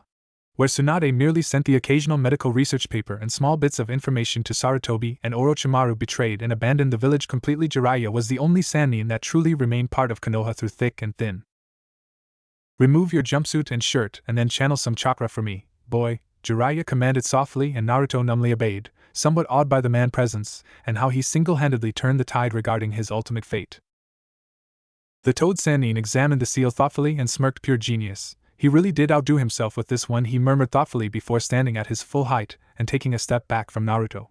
"The seal construct is as stable as ever, and it's functioning as intended without a flaw," he concluded with a grin. "My student truly was a once-in-a-lifetime seal master."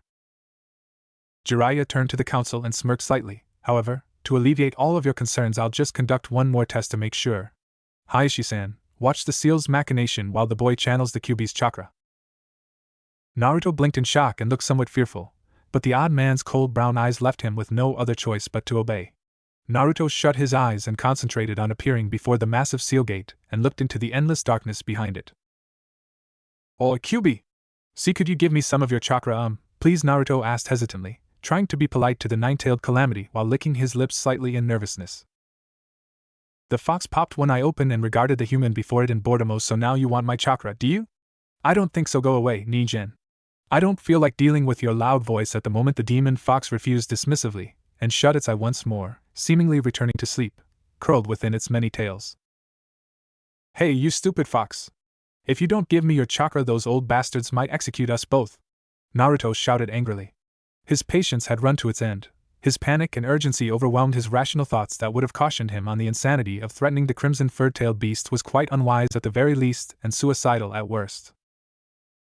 Listen to my, you fucking bastard, give some of your chakra or we're both dead! He shouted brazenly, throwing caution into the wind. The many twists and turns in how the council regarded him had successfully grated his very last nerves, and the stupid overgrown fur ball wasn't helping.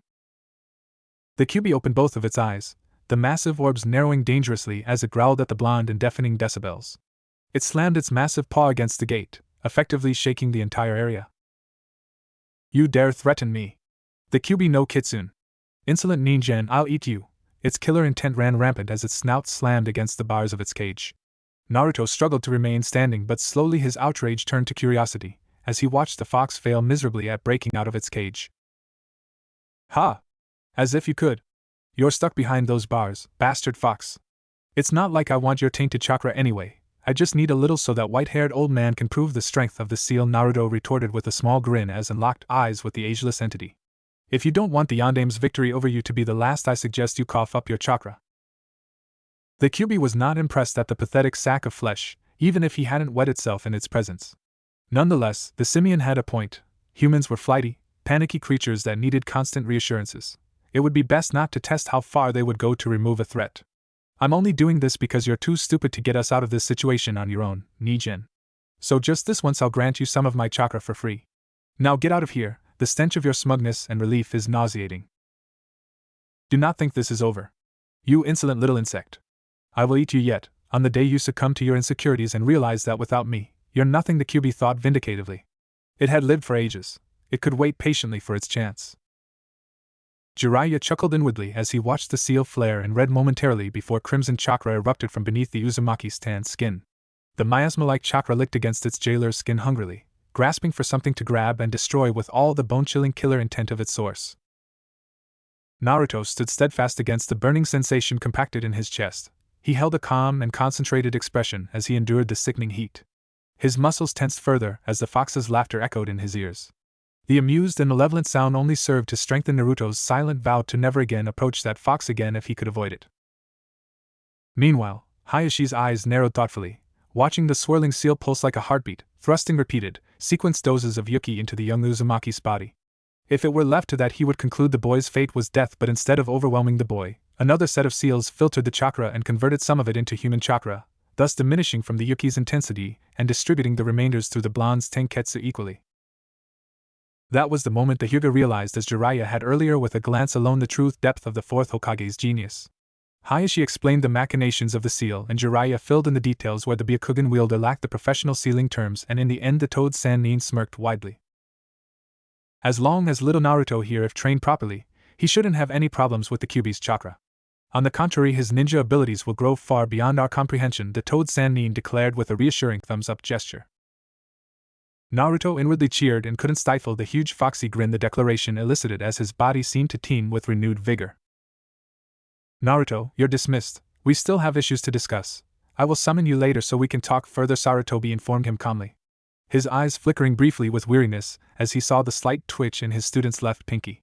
It was the telltale sign he was hiding something, and Hiruzen had a feeling he would not like whatever his student was concealing. Meanwhile, Naruto smiled shakily. Sure thing, I mean, Hokage-sama, he laughed nervously before bowing awkwardly and slipping out of the room a bit clumsily. Kakashi coughed politely once Naruto left the room. An idea had formed in his mind while they traveled back from Nami no Kuni, and he might as well offer it considering what Naruto is in situation that arose from the council's decision. I have a request I would like to discuss. I wish to apprentice Uzumaki Naruto much like Jiraiya-sama apprenticed Yandame-sama. Kakashi spoke humbly and watched the surprise and consequential approval on Jiraiya's face with relief. He is the one my sensei chose to bear the burden of the Kyuubi, and I owe Minato-sensei in the very least to protect the boy from harm. Besides, with his inhuman chakra reserves and regenerative abilities, I promised to mold him into a true legendary ninja. Kakashi vowed. Though Inoichi was now convinced that the Uzumaki boy could be trusted, he feared the second coming of an Uchiha Itachi should the blonde Jinchuriki be alienated from his peers and trained for power. Thus, the usually silent member of the council decided to add his own 2 cents to the discussion, while I find much promise in Kakashi's motion, I think it would be preferable if Naruto was also allowed to join other genin cells on their missions, he stated smoothly. Shikaku's eyes widened briefly as he caught his old comrade's drift. He rubbed his beard thoughtfully, and commented accordingly. Yes, I believe, Inoichi is right. It would be wise to let the kid rotate between his graduating class genin squads so he can learn the value of teamwork and make bonds with people his age. After all, it is theorized that it was Itachi's isolation and Orochimaru's ostracized life that drove them each to treachery, and as the Kyuubi's container, he has the potential to become deadlier than both of them combined. Some grinned in a feral manner. Yeah, if want him to grow strong, he's gotta have a heart, and leadership and teamwork skills can't hurt either. It's better for him to be a real ninja than a weapon that would just as well kill our ninja as the enemies, she added her 2 cents. I concur to the council's suggestions and will embrace them gladly. Kakashi, you will resume jounin duties and apprentice Naruto in between missions. While you are away, he will both attend D ranks with other genin squads and train under other available jounin, the Sandaime declared, and scribbled down the decision on a scroll on the table and signed it. Before he could adjourn the meeting and gain some reprise, Abirame Shibi asked the question that many clan heads feared to bring up. Speaking of Uchiha Itachi, what of Sasuke's Sharingan? Will we be trying to harvest cells and recreate the bloodline? No, Sarutobi replied sternly and without pause, the time of the Uchiha is over. After witnessing the results of the experiments conducted by Orochimaru regarding the Mokuton Kekai Gekai, I refuse to sacrifice dozens of babies to recreate the Sharingan. Sarutobi exclaimed fiercely, and Danzo snorted audibly, shaking his head in a most condescending manner. You're grown too soft in your advanced age, Sarutobi.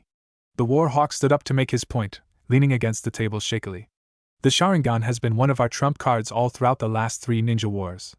It is a priceless tool that helped us stand above the other villages for decades, and it would be sheer insanity to not research ways to recreate it. We could even share its power amongst the clans equally. He laid out his tempting offer. You've got to be joking, Danzo.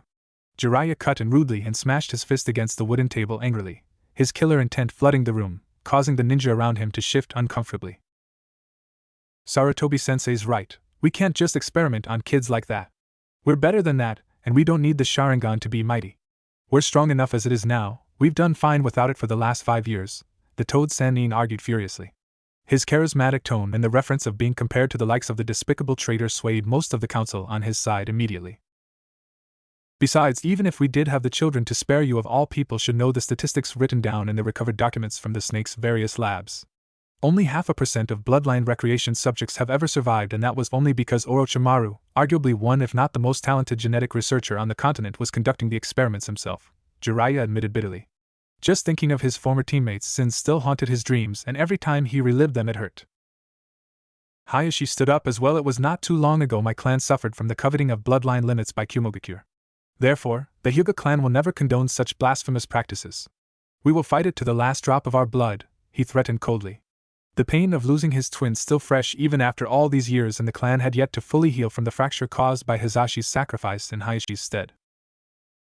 The clan heads, for various reasons and interests, all seemed united against Danzo, and only he and the advisors seemed to see reason in recreating the Sharingan. Not that it came as a surprise, for Sarutobi's peace-loving ways had corrupted the village for decades now, and the ways of old, the true path of the ninja, now lay forgotten. It had all started when the first Hokage returned, changed from his victory over Uchiha Madara, a changed man. His peaceful new outlook had only grown worse by the generation, though the second Hokage was a bit less altruistic than his older brother. Danzo had hoped to avoid direct intervention and that the council would see reason for once, but it would seem Sarutobi had lost his mind in his old age. He allowed the emotionally unstable Jinchuriki to live, not only protecting it but also fostering its power without taking proper precautions against its potential loss of control. That would be the end of the village, yet in Danzo's eyes, more so with him forbidding the recreation of the only bloodline that could control said demon fox power beside the Senju clan's blood-inherited chakra suppression abilities. It would seem Danzo would have to save Konoha from destruction and rotting from within. It was his job as the leader of the Roots Division of ANBU to protect the tree of Konoha from the darkness in any way possible, moral or immoral. The second Hokage had entrusted him with the sacred duty nearly 4 decades ago, and he would never fail him or abandon his post, never. It also didn't hurt that Danzo had already foreseen Sarutobi's folly, and had already put a plan into motion to rectify the situation regarding the Sharingan once and for all. Agreed, the Sharingan will die with Uchiha Itachi. I thank you all. Meeting adjourned. Kakashi, Jiraiya, please remain where you are seated. I have things I need to discuss with you. Sarutobi ordered and leaned comfortable in his seat. each representative leaving in his her turn, except those he ordered to remain and unsurprisingly his former teammates, and Danzu. He should have known they wouldn't leave as they probably had choice words to share with him over his decisions. Now Kakashi, you reported some questionable conduct by your other charge, Hirano Sakura, was it? I understand there were 2 incidents. I would like you to explain your vague report, Sarutobi questioned, ignoring his peers for the time being despite the andal-sized hints they left for him to allow them to speak. Kakashi's visible eye darkened. Hirano Sakura's state of mind is dangerously unstable. I recently reviewed her psychological evaluation during the academy and believe the psychologist that examined her was incompetent. I had my suspicions of her holding a multiple personality disorder but believed it was just a phase. However, I now believe that her sanity has become too fragile to be ignored any longer. During our A-class mission, she attempted to assassinate Naruto on 2 separate occasions in the aftermath of Sasuke's death. I believe the mild mental illness has become a full-blown dementia due to the trauma of our last mission. The first attempt on Naruto's life was somewhat justifiable under the circumstances of witnessing him under the influence of the Kyuubi and a misconstrued conversation with Naruto, but the second attempt was after I spoke to her and warned her. So I believe she's undergone a complete transference process and convinced herself to shift all the hatred, helplessness, and blame on his shoulders for Sasuke's death. Her obsession has changed from trying to court Sasuke to trying to avenge him, and I suspect certain sociopathic tendencies may develop if she isn't treated quickly. Danza's lips twitched once more at that piece of information. It is my honest opinion that she will be unable to work with him or anyone else in the foreseeable future in any way. I suggest she undergo several intensive post-traumatic therapy sessions and be dismissed from active duty until such a time she is healed, the Copy concluded, having seen similar situations in the past. Danza chuckled softly. I have an alternative suggestion, Hiruzen. He intoned quietly, a way to finally infiltrate the current generation of clan heirs. Hirano Sakura will never heal from her trauma, and even if she does, once news of her meltdown leak out and her attempt at murdering a comrade, she will never be trusted amongst her peers again.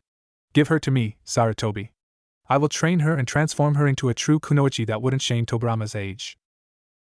Sarutobi's eyes narrowed. Absolutely not. I will not sanction you weaponizing children. Kohara's lips pursed. Now don't be hasty, this is a good situation, Sarutobi. We both know trauma and insanity like hers will only lead to either the asylum or the graveyard. But now that you've made an exception for Naruto, I don't see why you shouldn't allow Danzo an exception as well. Argue with his methods, but when roots still existed he always delivered results. Kakashi wisely kept his mouth shut when Jiraiya placed a hand on his shoulder. This was a political bartering game. Danzo would not push the Naruto situation given he'd be given a toy to play with. For what purpose was anyone's guess, but it seemed inevitable to sacrifice Sakura for Naruto's sake. Hamura adjusted his glasses slightly. I think they have a point, Sarutobi. You can't grab he rope from both ends, and I think it will turn out for the best. The child's fate is sealed no matter however you spin it, except if she is given to a specialist. Jiraiya looked at his sensei expectantly, shaking his head slightly. Nothing good could rise from giving Danzo what he wanted. Hamura, he and Kohara had good intentions in most of their endeavors, but often their extreme methods had collateral damage that was as dangerous as the supposed benefits of their ways. Hiruzen was silent for a long moment before he shut his eyes. So be it, Danzo. You will be granted a chance to salvage Hirano Sakura from her madness. I grant you 6 months to show me palpable results, and I warn you, if I at any given time disapprove of what she's become or what she does, both she and you will suffer the consequences. It was a hollow threat, and everyone knew it, but as expected Sarutobi's mercy won over reason, as he did not want the young child he had often seen smiling and laughing rot away in some cell for all her life. He knew it was dangerous. He knew it was perhaps irresponsible, but his compassion won in the end. He lamented having to give away Hirano Sakura's fate to his rival. But the child was a non-entity with no clan association, so nobody of political capital cared for her, and as any kunoichi she was a tool to most, currently flawed. It was yet to be seen what blade Danzo would temper her into, but Hiruzen had little doubt he wouldn't like the end results. He would have to temporarily sacrifice her mind and body to Danzo for the sake of Naruto, Minato's child, and Konoha's future. Later, he would devise and find a way to break her away from Danzo's tutelage, or at the very least sabotage his conversions/indoctrination attempts. Yes, that would do fine. Let Danzo have his temporary victory. In the end I am the one that'll get the last laugh. He exhaled heavily and shut his eyes as he was once more reminded of the burdens of his position, and cursed fate for taking away the beacon of hope and light that was his deceased successor, Namake's Minato. He watched them leave one by one, except Kakashi that lingered behind. Hokage-sama, I understand where you're coming from, but I can't in good conscience keep this from the other Jounin sensei if she's going to interact with their children. I will make them vow to keep it amongst themselves and the parents of the genin though, with your permission. Sarutobi sighed and nodded, knowing there was little choice.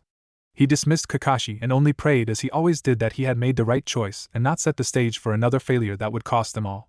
He would have to see how he could minimize the damages of Danza's influence and maximize his little victories regarding Kakashi and Naruto. Such was the burden of ninja leadership, balancing the good and the bad and find the most acceptable outcome out of all the undesirable possibilities. What the hell is this place? Sakura wondered as her green eyes darted around the massive area she was situated in. She was sitting on a tatami mat in the center of a huge crevice in the earth that had various angled support beams crisscrossing through it. The wooden beams were covered with various seals and ornamental decorations. The constructs and decor seemed ancient in comparison to the rusty pipelines that she could occasionally glimpse at when the torchlight bounced off them. Why the hell did they bring us to this creepy place?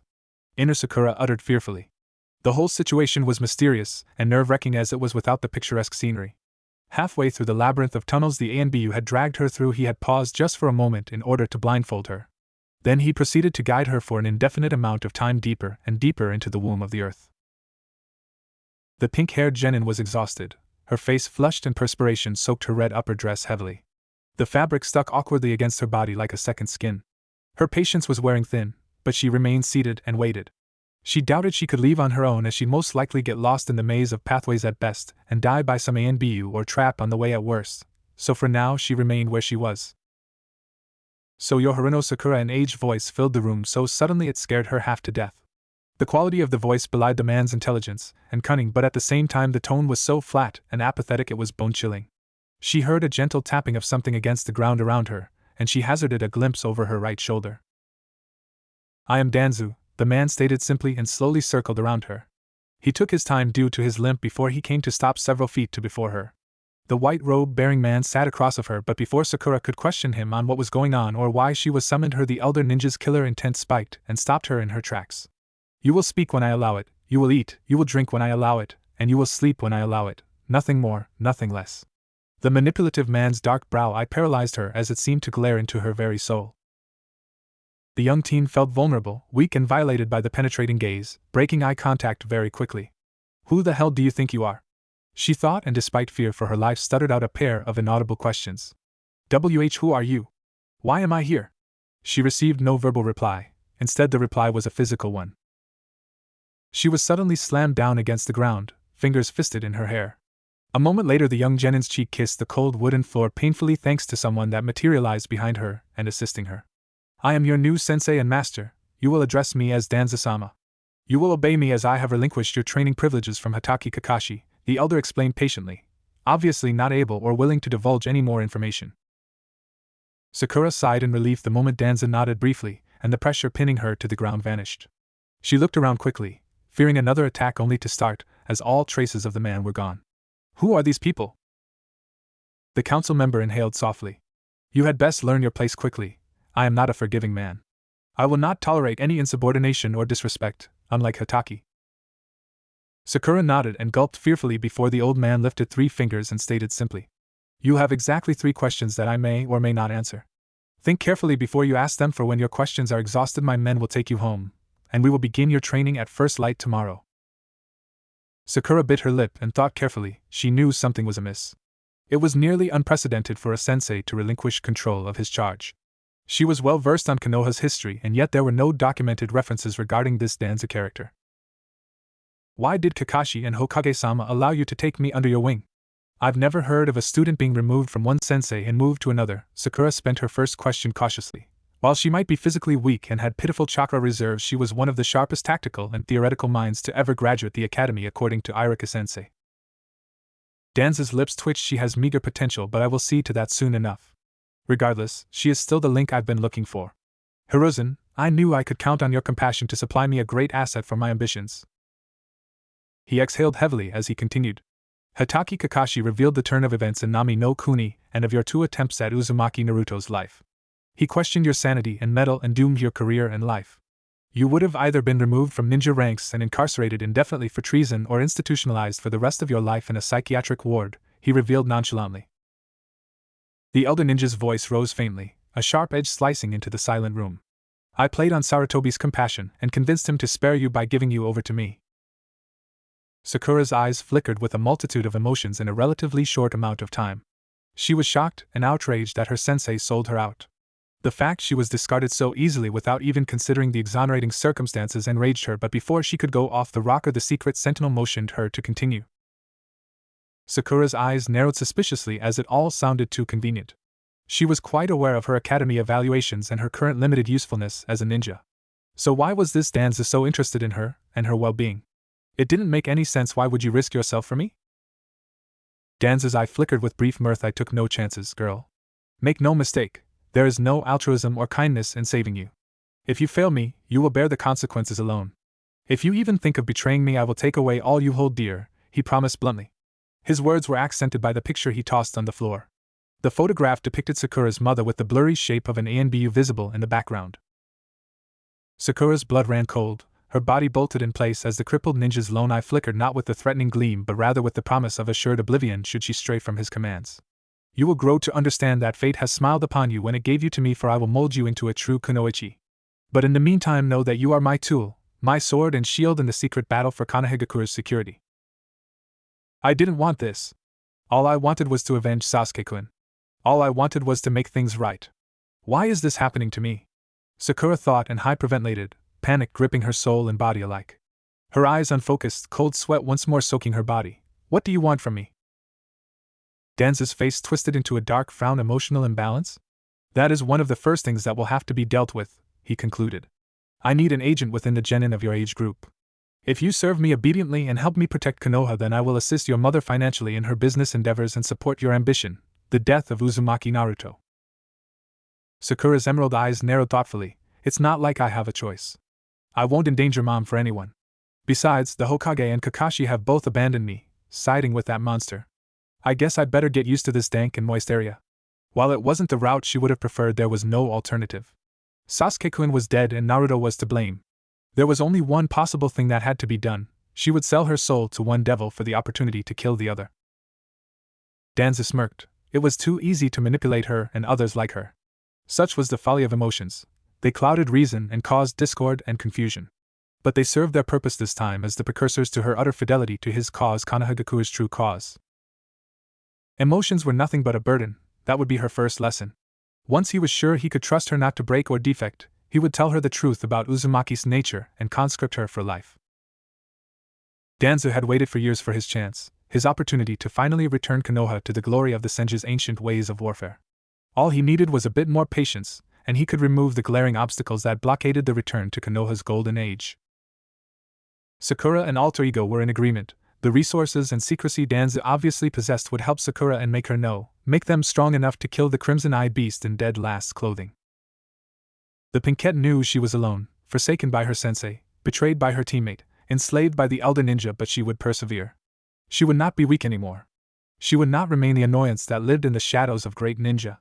More importantly, she would make herself and Sasuke-kun proud if it was the last thing she did.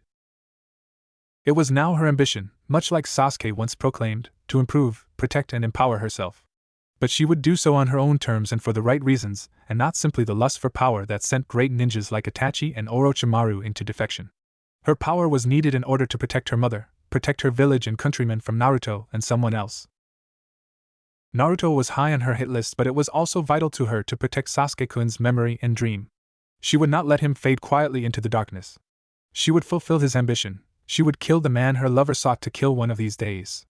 She suspected it was Uchiha Itachi, the infamous Uchiha traitor, but Sasuke had not been specific and she had to be sure lest she fail in avenging him.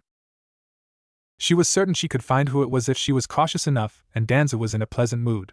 However, such ambitions could not be fulfilled now. She needed more power if she ever hoped to be more than fodder. More so, she knew that she needed to get stronger, get faster and more lethal in order to be one day become strong enough to shrug off the shackles of Danza's influence. For now she was in debt and therefore in his pocket, but that would change one day. Old men didn't live forever after all. Sakura would stop at nothing, spare nobody in her path of redemption, on her path of judgment.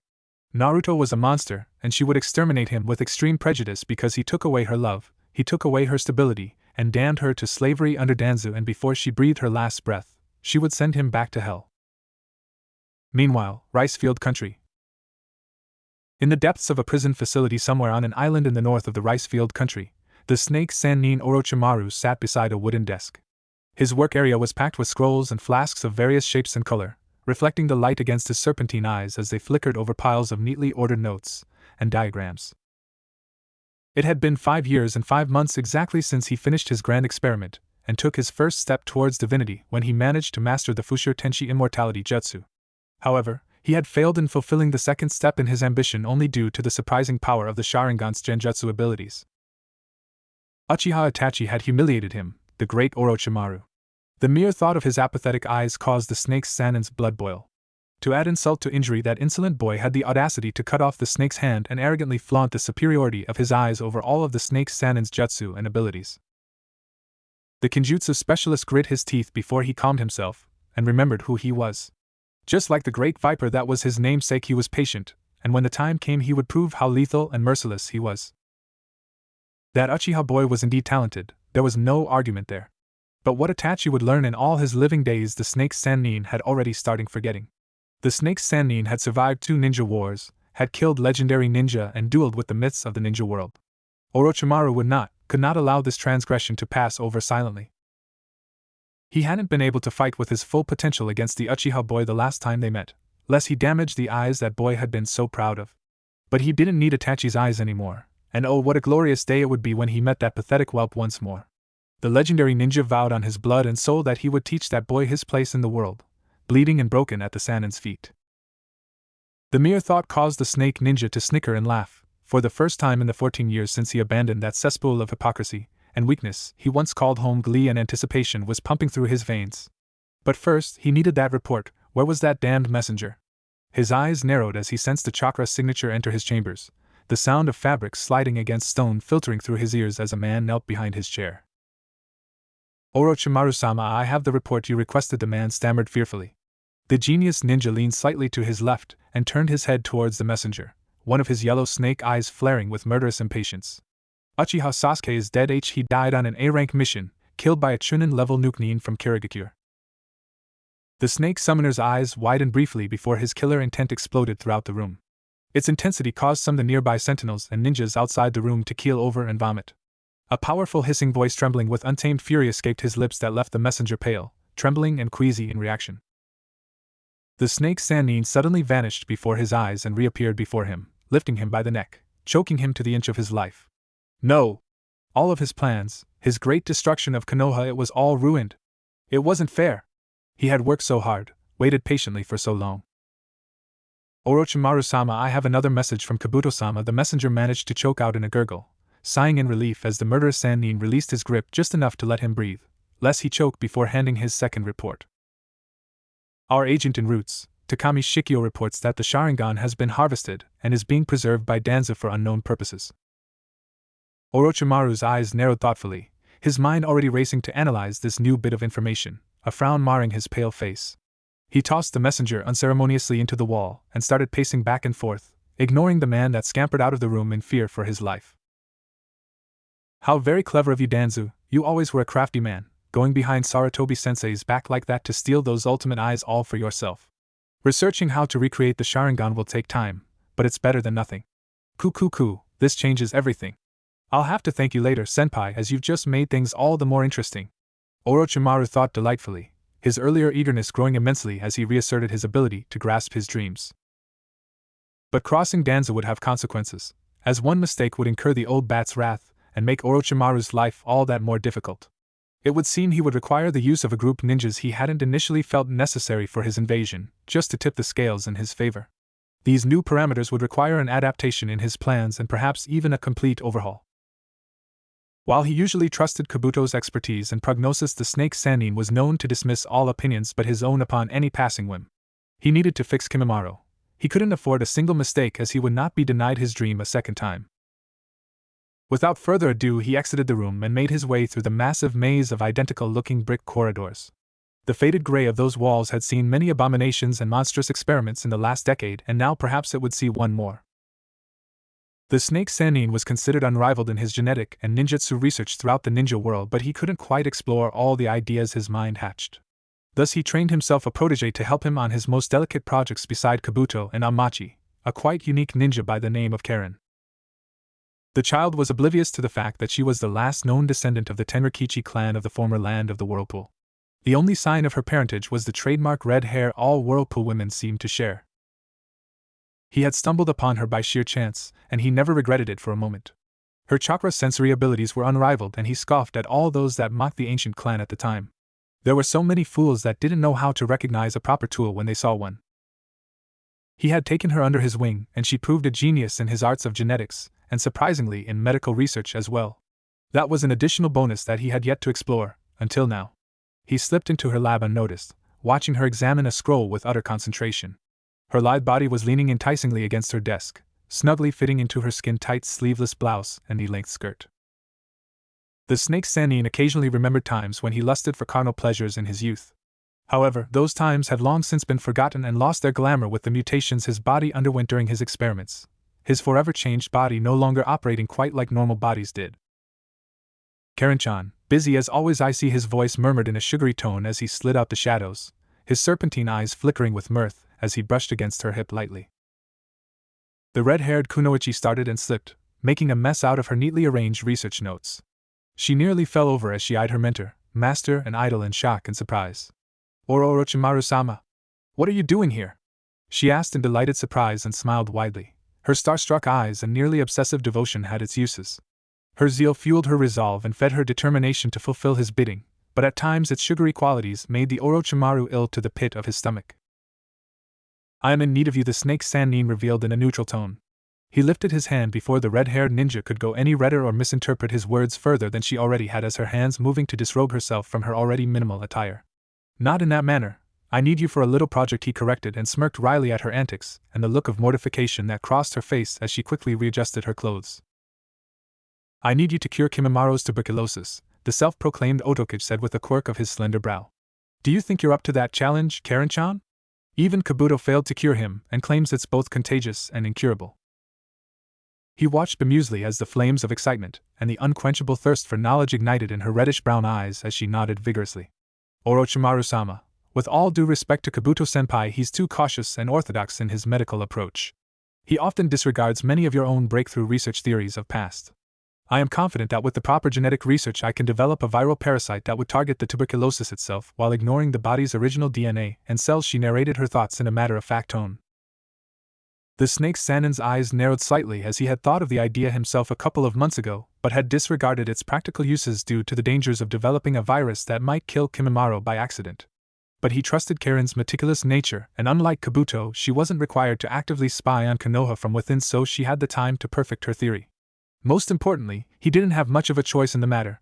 He needed Kimimaro. Very well, Karen-chan, I will leave that up to you. Send me your initial findings for review when they are ready, he ordered in a smooth, silky tone. He turned to leave but paused at the doorway. Also, I am going to need you for a very special assignment. If you please me, I will make all of your efforts worth your while, he promised the red-haired teen enticingly. He then exited the room, smirking at the sound of Karen's excited squeal that echoed in the corridors. The snake Sannin chuckled as he melted into the shadows. Karen would not fail him, not when he gave her so much motivation to succeed.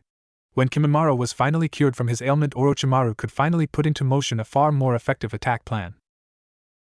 He could finally execute one of the contingency plans he had so painstakingly prepared over the last 5 years, each of them capable of shaking the very foundations of the entire ninja world and impede all the forces that sought his death. Yes. All would come to fruition, and then his path to immortality would be secured soon. Meanwhile, back in Konohagakure, Naruto walked through the streets quietly, his mood subdued. He tried to analyze the extremely dangerous situation he had just been thrust into. It. The many twists and turns that unfolded right before his eye in the council room made him nervous. He had the gut feeling that the old man had managed to sway the council only due to that white-haired man's timed assistance. However, he couldn't shake off the feeling that the crippled old ninja that had grilled him so harshly had other aces up his sleeve. Whatever they were, Naruto wouldn't like them. Fate was a fickle mistress, and things had a funny way of turning out. A week ago the blonde was Sasuke's rival, the dead last moron that could never do things right, and now he had killed Haku. Sasuke was dead due to the demon foxes Yuki and Sakura had went off the rocker. A week ago he was begging for individual attention, and now unbeknown of him he was going to become the copy ninja's sole apprentice as well as receive tutoring from other Konoha ninja when Kakashi was absent. Life after the council meeting and accepting his team's impromptu disbanding seemed too surreal to be true, so he had to go and reaffirm his existence. There was only one way to go about that: bask in the glory of the broth of the gods that was Ichiraku ramen. If truth were to be told, Naruto had acquired a love for the low-priced dish, but it wasn't practicality of its low price or unique flavor that had brought upon his addiction to the dish. It was something far more profound. The Uzumaki went to eat at Ichiraku ramen once or twice every day for the company, for it wasn't the dish that brought Naruto to the stand. It was the stand that brought Naruto to the dish. Old man Ichiraku and I were his isle of security and stability in an ocean of hostility, rejection, and loneliness. If he ever needed some warmth and affection, it was now, at the precipice of the greatest change in his young life. The civilians he met as he walked through the streets were eyeing him with more hostility and open hatred than usual. Though the mission details were classified, it wasn't surprising they found an excuse to blame him for the death of their would-be savior, Uchiha Sasuke. Ironically enough, for the first time in his life, the villagers' wild assumptions were actually true. The QB container sighed softly at that. It seemed with every step forward he took forward, he was forced 2 steps back. It would be far more difficult to convince them he wasn't the fox now that he had blood of the last loyal Uchiha on his hands. Naruto's eyes narrowed faintly as he walked, pushing aside his melancholic thoughts as he heard something. His blue eyes darted to his left, catching glimpse of a blur of motion. He tried to conceal his knowledge by keeping his pace and turned to step into a side street where there would be less collateral damage when, not if a fight broke out. I wonder what this is all about, the blonde pondered before he suddenly took off into a chakra-enforced sprint. He only managed to take several steps before his survival instincts screamed at him, move. He rolled sideways, dodging death by shuriken by a scant few inches as the projectiles slammed into the building behind him. The Jinchuruki cursed, ungracefully shifting his rolling body into a low crouch. He grunted in pain as the Momentor turned his head towards his attacker, said individual's foot connected with his face. The blow sent the blonde genin stumbling several steps backwards. The Yandame's legacy frowned, using his momentum to flip backwards into a handstand. He then pushed off the ground, launching himself into the air and trying to retaliate with a spinning kick. Alas, his taijutsu was as sloppy and clumsy as his eating habits, and the enemy simply dodged his attack by taking a small sidestep. Said masked foe then diverted his ankle with a tap of his palm, sending the blonde off balance. The assassin then grabbed him around the same ankle and used their mutual momentum to augment Naruto's inertia, slamming the blonde into the wall with authority. The Jinchuruki exhaled achingly as he fell over to the ground. He was disoriented momentarily but still instinctively crossed his hands across his chest, intercepting a stomping kick to the face. He struggled a bit before he pushed the foot off of him. He caught a glance at the assassin's eyes, brown, a color that matched the brief glimpse of his hair. He didn't give his attacker's physical attributes too much thought, as he was sure he would unmask him, or her, soon enough. He would teach whoever this was not to mess with Uzumaki Naruto. The blonde scooped a hand full of sand and tossed it into his assailant's eyes. The distraction would only last a moment long enough for Naruto to repay the earlier favor.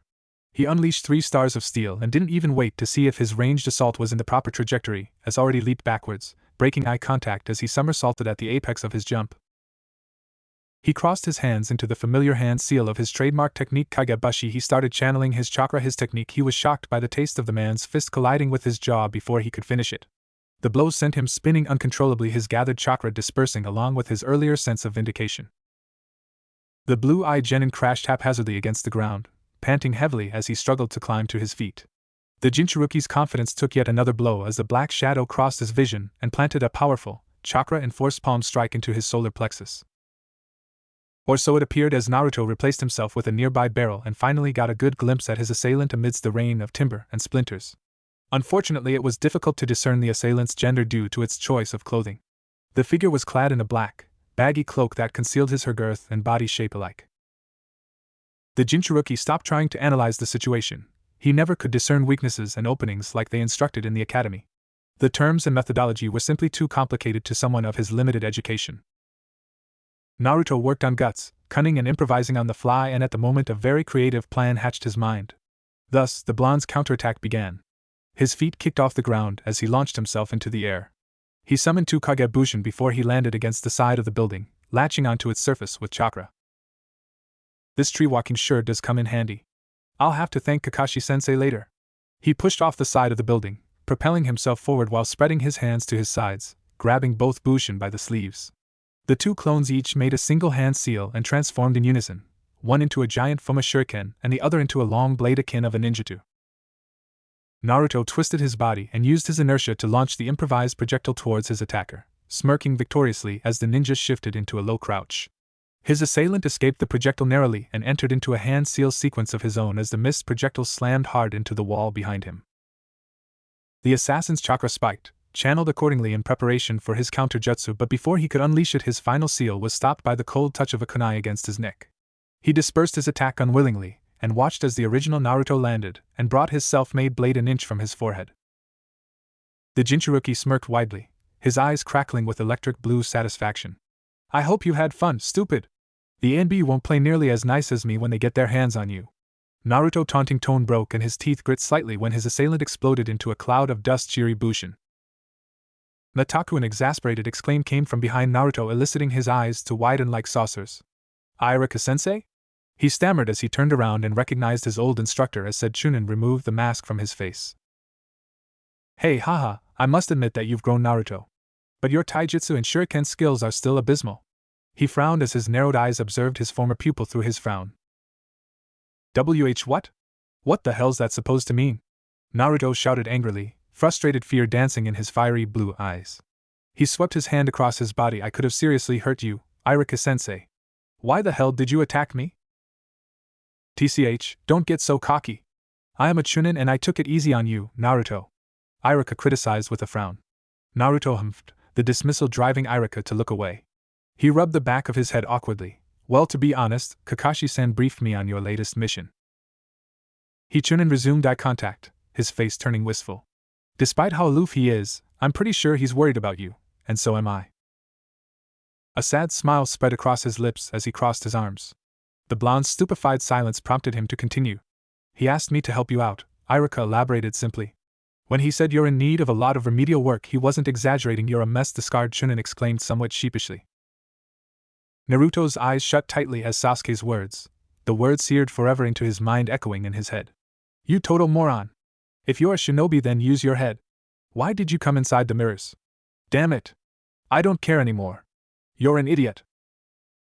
Naruto was angry at the time, but now, he realized Sasuke was right. He was an idiot.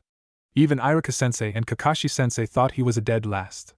It insulted his pride, but worse than that, killed him inside to fail over and over again no matter how hard he tried. What did he ever do to deserve all of this? Oh, that's right, he was born.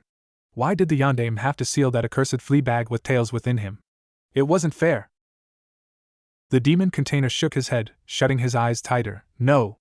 I can't think like that. He was Hokage and had to save everyone. I can't blame him for wanting to do his job, and he gave his life for the village too. I'd have done the same thing in his place. After all, the old man said I was the only baby born that day." Naruto tried to convince himself but couldn't quench the indignation and loathing despite his own pitiful attempts at self-reassurance. Irika bonked him on the head.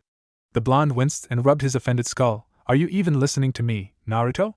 I thought you were going to take things seriously now that you've graduated?" Irika chided him with an affronted look, eyeing the blonde suspiciously. Naruto glowered at him and humphed, turning his head away from his old instructor. "What good will it do? Kakashi never pays any attention to me, and all you're going to say is that I'm a lost cause just like everyone else." Irika's eyes widened. "Naruto. I would never," the Chunin stammered, and the blonde turned teary blue eyes at him, accusing him with true conviction. "Liar! You did too, say it. You said I was probably a lost cause during the beginning of last year. I heard you talking to Matsumo-sensei.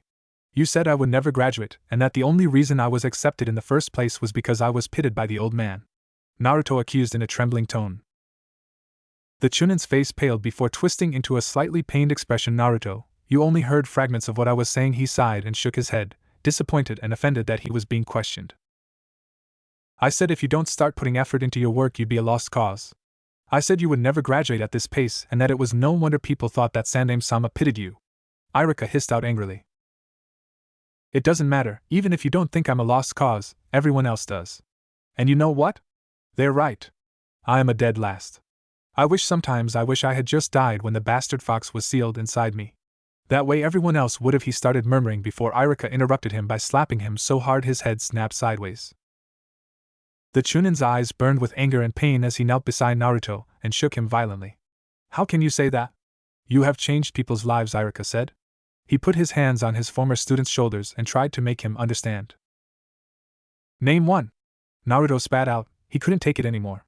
The emotional and mental pressure, the icy glares and constant ridicule had finally worn him out. All the bitterness and desperation he had hid so expertly for years erupted violently, melting away the naive and hopeful-looking knucklehead ninja that was supposedly Uzumaki Naruto. You were the only person that Sasuke ever befriended in his lonely existence. You helped Konohamaru grow out of his grandfather's shadow and his own arrogance, and made him realize the truth about being Hokage. Furthermore, you made one orphan instructor realize he needed to change and become a better teacher in person so he never jeopardized his students ever again, Iruka whispered softly. Naruto buried his face in his hands, his voice small and trembling. I am scared, Iruka-sensei, the Kagebushin Phenom admitted. He looked much younger than he really was, all his usual rough and unyielding attitude washed away, leaving the true face of a lonely boy that had suffered for so long. He needed someone to help him out of the darkness. I messed up real bad and Sasuke died because of me. He murmured and shut his eye tightly.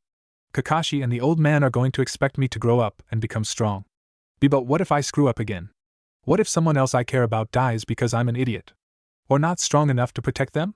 What if they finally give up on me for real? Naruto's voice raced as his shoulders shook. Iruka's eyes softened. If that happens, it's beyond your control, he explained quietly. Mistakes will always occur and all of our loved ones eventually die in one way or another, Naruto.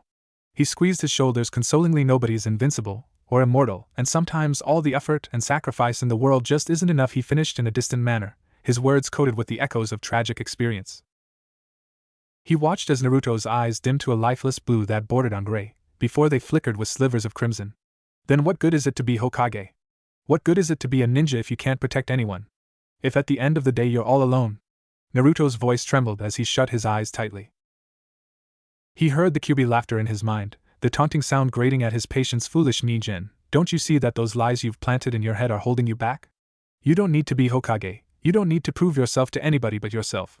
Trust in me, I will guide you, I will make them see you for real, you, one way or another, the massive bijou whispered seductively and slipped its intoxicating chakra through Naruto's veins, hoping to lure the foolish sack of flesh to its cause. Naruto was pulled forcefully into his subconscious mind, the fox exerting the little influence it had while its host's mental defenses were at their weakest. The Kyuubi would not be denied its golden chance. It would convince the pathetic mortal to tear the seal, and then it would devour all those meaningless monkeys that thought they could seal it, contain it. There would be no ending to their suffering. Our souls are intertwined. If you die, I die. Under the circumstances, I can help you, make you stronger than all of them. My power will make you so strong that nobody will ever doubt you again. All you have to do is rip off that little insignificant piece of paper over there. Go ahead, don't you want them to acknowledge you? The Kyuubi's voice erupted in a forceful, authoritative manner. Its crimson eyes glowed with impossible amounts of power, beckoning its jailer to obey it. Naruto slowly crept closer and closer to the thrice-damned seal, reaching out for it only to have reality blur and shudder around him. Out in the real world, Iruka grabbed his former pupil by the shoulders and shook him several times. Listen to me, Naruto. The scarred Chunin called for the third time in a somewhat urgent tone. Iruka was unable to hear the demon fox's howls of frustration and promises of murder. Naruto started and was torn from within his own mind. His eyes flashed back to baby blue, and the scarred Chunin smiled shakily as he ignored the somewhat unsettling sight and soothed his disturbed former pupil by patting his back. I know life isn't fair, but that doesn't mean your dream is meaningless either, the instructor whispered inaudibly. It is the pain of loss, the ease in which life extinguishes, that makes everything so precious. If everything was preordained and nobody ever died, there would be no worth to anything in our world, no? Iruka asked rhetorically. Your dream is not a lie, Naruto. But you've got to realize you can't protect everyone all the time. We all mistakes, that's part of what makes us human, our faults. Instead of getting angry with our criticism, try to think about it neutrally and learn from it. The blonde-haired Genin's eyes flickered with some understanding, but the dullness and ache deep in his soul still bled through into his eyes. But they don't want to help me, they just want to break me. I'm tired of being alone. I'm tired of being so damn weak. I don't want to fail anymore. I don't want to know I got someone killed again, he confessed, and his eyes hardened with a mixture of resolve and anger. Calm down, Naruto, you don't have to carry all the burdens of the world on your shoulders all at once. Leave that for when you're Hokage, yes? Iruka reassured him. The key to successful growth and leaning is tackling things slowly. You have to learn every piece of knowledge one step at a time. It's like constructing a building, you have to start from the foundations and make your way up, or else sooner or later everything will fall apart. You never let me finish my sentence, you know, Irika said with a small exasperated sigh. I was going to say that considering all the things stacked against you during your academy days, your performance was great. His words elicited a smile from the blonde genin. Oh, and don't worry. We'll keep this little moment between us. You're the one that never lets anything hold you back or get you down, right? So we wouldn't want to ruin your image and reputation. After all, the future Hokage has to be strong. The Chunin suddenly pounced on the genin and locked him in a noogie, and watched as the woe relented a bit as the Yandame's legacy sniffed and wiped his eyes. Stop it, Irika-sensei.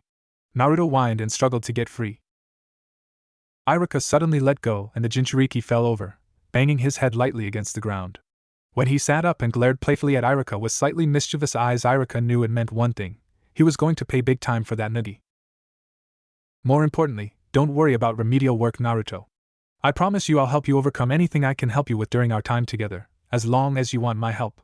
The Chunin grinned at his student cheerfully. I've been granted clearance from Hokage-sama to take less classes this year, so I can help you, so we'll have plenty of time to work together. Naruto was slack and rigid with surprise. Irika-sensei lived alone and had to pay rent, so he needed every one of those paychecks. For him to give up any work for Naruto's sake, it was just too much to swallow. Nobody had ever gone to such lengths for him, except Sasuke, that gave his life for him. Naruto would never forget the Uchiha's sacrifice. The Kyuubi container had promised him that he wouldn't die until he fulfilled Sasuke's final request. That man, my brother, I told myself I wouldn't die until I killed him. Even though Sasuke didn't say it explicitly, Naruto knew he silently wanted someone to pick up his mantle in his stead, and Naruto would be the one to fulfill the sacred duty. He would realize Sasuke's ambition of stopping the threat of Uchiha Itachi. However, he would do it not out of vengeance.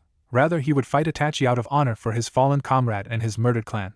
He would grow strong to protect his memory and anyone else the Uchiha traitor had, and would terrorize until he was stopped, once and for all. I'm such an idiot. How could I forget my promise, Sasuke? I can't give up so easily, right? If I give up now, what did we suffer for? I know you wouldn't have given up, not on yourself or on me, so watch me. I'll grow strong too, strong like you were, strong like my idol was, he thought, and turned to look up at the stony figure of the Yandame's face on the Hokage mountain, willing him to hear his promise as well. He vaguely heard the Chunin sigh before a fist bonked him on the head. The young Uzumaki yelped loudly in response and glared daggers at Irika. Baka, I'm being serious here, he commented in a slightly affronted manner before he coughed into his hand a bit sheepishly. Get ready though. I won't be going easy on you this time. Now that I'm your personal tutor, I'm going to work you into the ground. So you better shape up and start taking things seriously. Irika exclaimed audibly, and his eyes flickered with excitement that Naruto couldn't help but embrace as well. With trademark Uzumaki vigor and excitement, the blonde erupted with energy. He grabbed the instructor by the wrist. Bring it. I can't take anything you've got, Irika-sensei. Now come on, I'll treat you to some ramen. It'll be your chance to celebrate your lucky shot. After all, now that you're won the future Hokage-sensei, you can brag about in years from now when you're old or wrinkly, he boasted with a cheeky grin. But first hurry up before the soba noodles run out, he declared cheekily in his audible, boisterous tone, a wide grin nearly splitting his face as pointed at himself with his thumb. He then burst into motion, bouncing excitedly with renewed energy and practically dragging the poor Chunin through the streets towards the ramen stand. Several hours later, somewhere in the rain country. Ma, Itachi-san, you've been moodier than usual lately. What's eating you?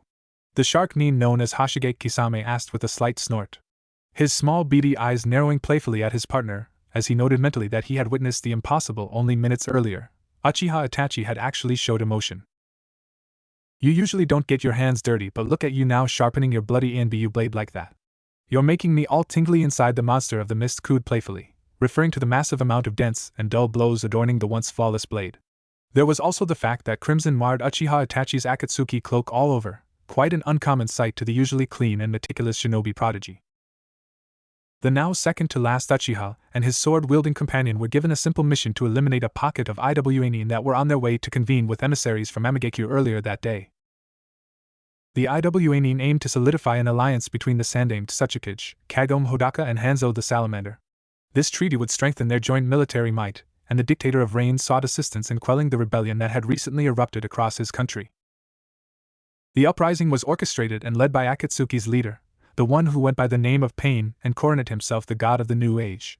The monstrous ninja would not be denied, and so he ordered his agents to implicate Hanzo in the death of the Iwanin. This would further diffuse such any future alliance from ever solidifying and making the Rinnegan user's ambitions regarding AIM all that easier to achieve.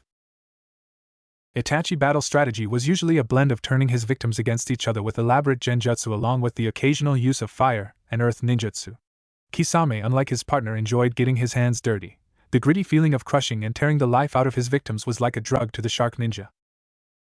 Much to Kisame's surprise and delight, Itachi had been absolutely brutal for once. The icing to top the cake for Kisame was that they failed their objective because of Itachi's bloodlust for once.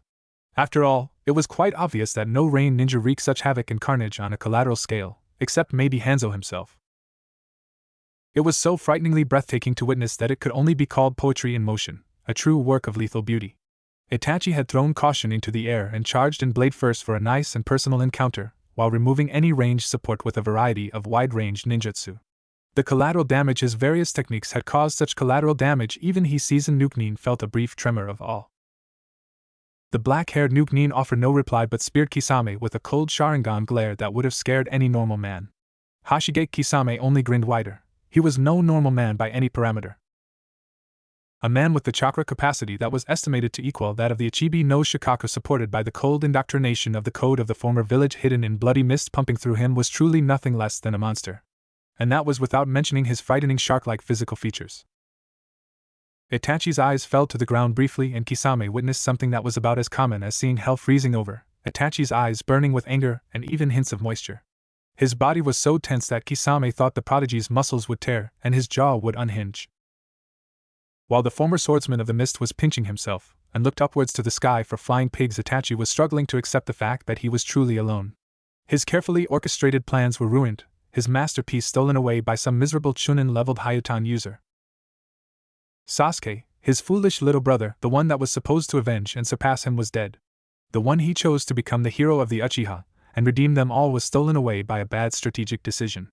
Itachi nearly laughed at the irony and was lost for the first time in 7 years, ever since Konoha's brass had given him the impossible burden of purging the treacherous Uchiha clan, uncertain. That night would haunt him forever. Even if it had been Madara that indulged on killing the children and elderly, Itachi was no less a monster than his master. Itachi liked at times to believe he had embraced the old ways of the ninja and become an emotionless instrument of death. But that was a lie. Every once in a while human nature overcame indoctrination and the theatrics he had forced himself to perform cracked and revealed his tortured and bleeding soul. Pull yourself together, Itachi, he reminded himself. There was much work to be done.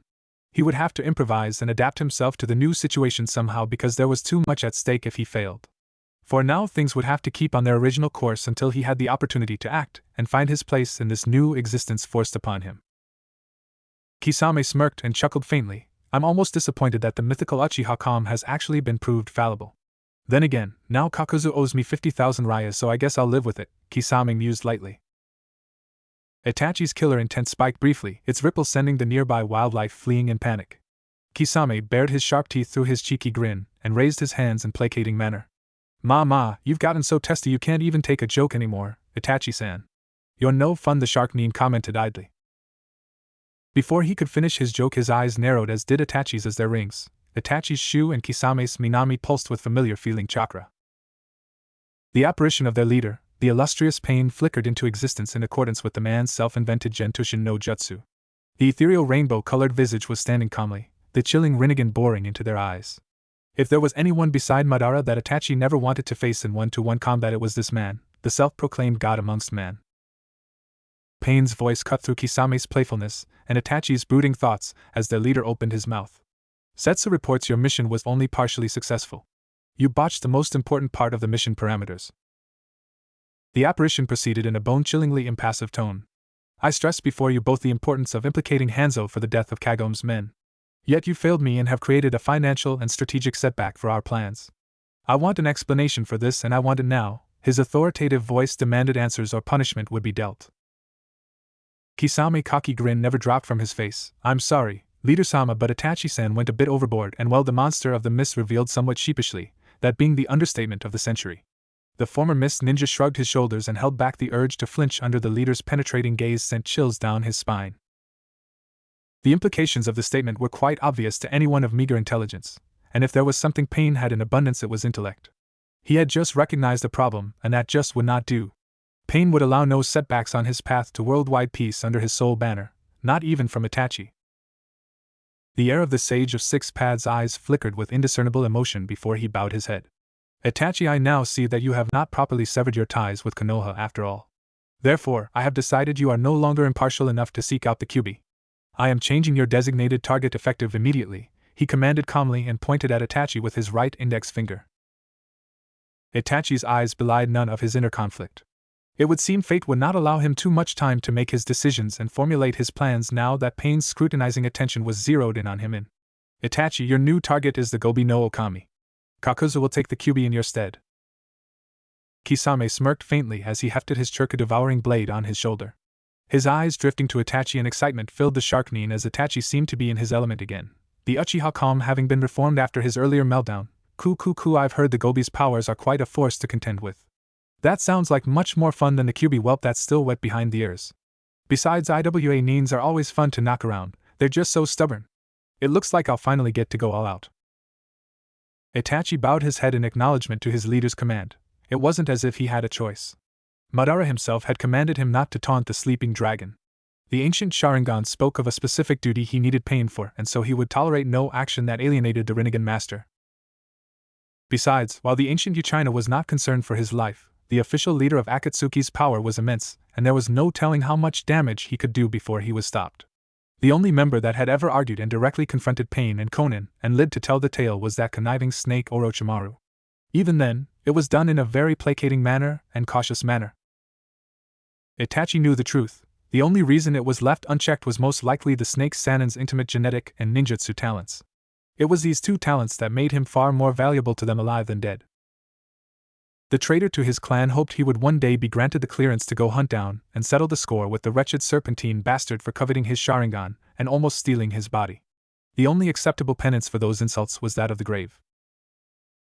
Kisame, on the other hand, was certain of one thing that excited him greatly. Things were about to get very interesting very soon. Now that the zombie twins were being dispatched after the most guarded and potentially dangerous of the 9, the Kyuubi no Kitsun's container, the shit was going to hit the fan. He knew this because their subtlety was practically non-existent with their flamboyant appearance and constant squabbling. Soon enough Akatsuki's secret would be exposed and ninjas from all around the continent would all be hunting them down. Good, more challenges equaled more fun and chakra to absorb. Itachi was inwardly pensive once the projection vanished. He knew not all was lost, as there was always the possibility that if things were handled carefully enough those annoying morons would finally die and stay dead. Yes, that was the best outcome. He would have to manipulate the situation, and when he convinced Pain to send him after the Kyuubi once more, his plan could be resumed. All he had to do was wait and act when the time was ripe. Hatake Kakashi sighed softly as he waiting outside Sakura's house as he had been for the last 10 minutes. He had set a meeting with Naruto for an hour ago, so he could go meet him now or give or take keep the blonde stewing for up to 2 more hours. The copynin had unfinished business with his former pupil. He needed to close their chapter together properly. He needed to make her understand the reason behind the disbanding of Team 7 and the dangers of Danza's teachings and reference her to seek console on her mental state. It would be in her and Konoha's interest that she didn't misinterpret the situation and think Kakashi gave up on her willingly and for the wrong reasons, lest she be swept and entangled into Danza's web of lies. The Sharingan wielder looked up to the position of the sun. It was almost 9. Sakura was supposed to go buy the groceries for her mother, as she always did on Tuesday. However, it was oddly quiet, and he had yet to sense her presence within the house. The silver-haired Jounin leaped upwards and swung himself onto the roof, walking over to her window. He peering inside her bedroom and noticed her bed was already made. I see, so Danzu is already several steps ahead of me. His eye narrowed as the chakra signature that had been tailing him for the last 10 minutes moved. He sniffed the air. I don't recognize that Anbyu scent, Kakashi thought idly, and turned his gaze half towards the location of his stalker. He lifted his hand, waving lightly, signaling that he knew he or she was there. The Anbyu stepped out of its vantage point, leaping to Kakashi's section of the roof easily. It was a woman in her early 20s from her stance, scent, and what little skin he could see through the small gaps in her Anbyu armor. The woman was wearing the mask of a tiger with 2 large blue stripes painted on each cheek.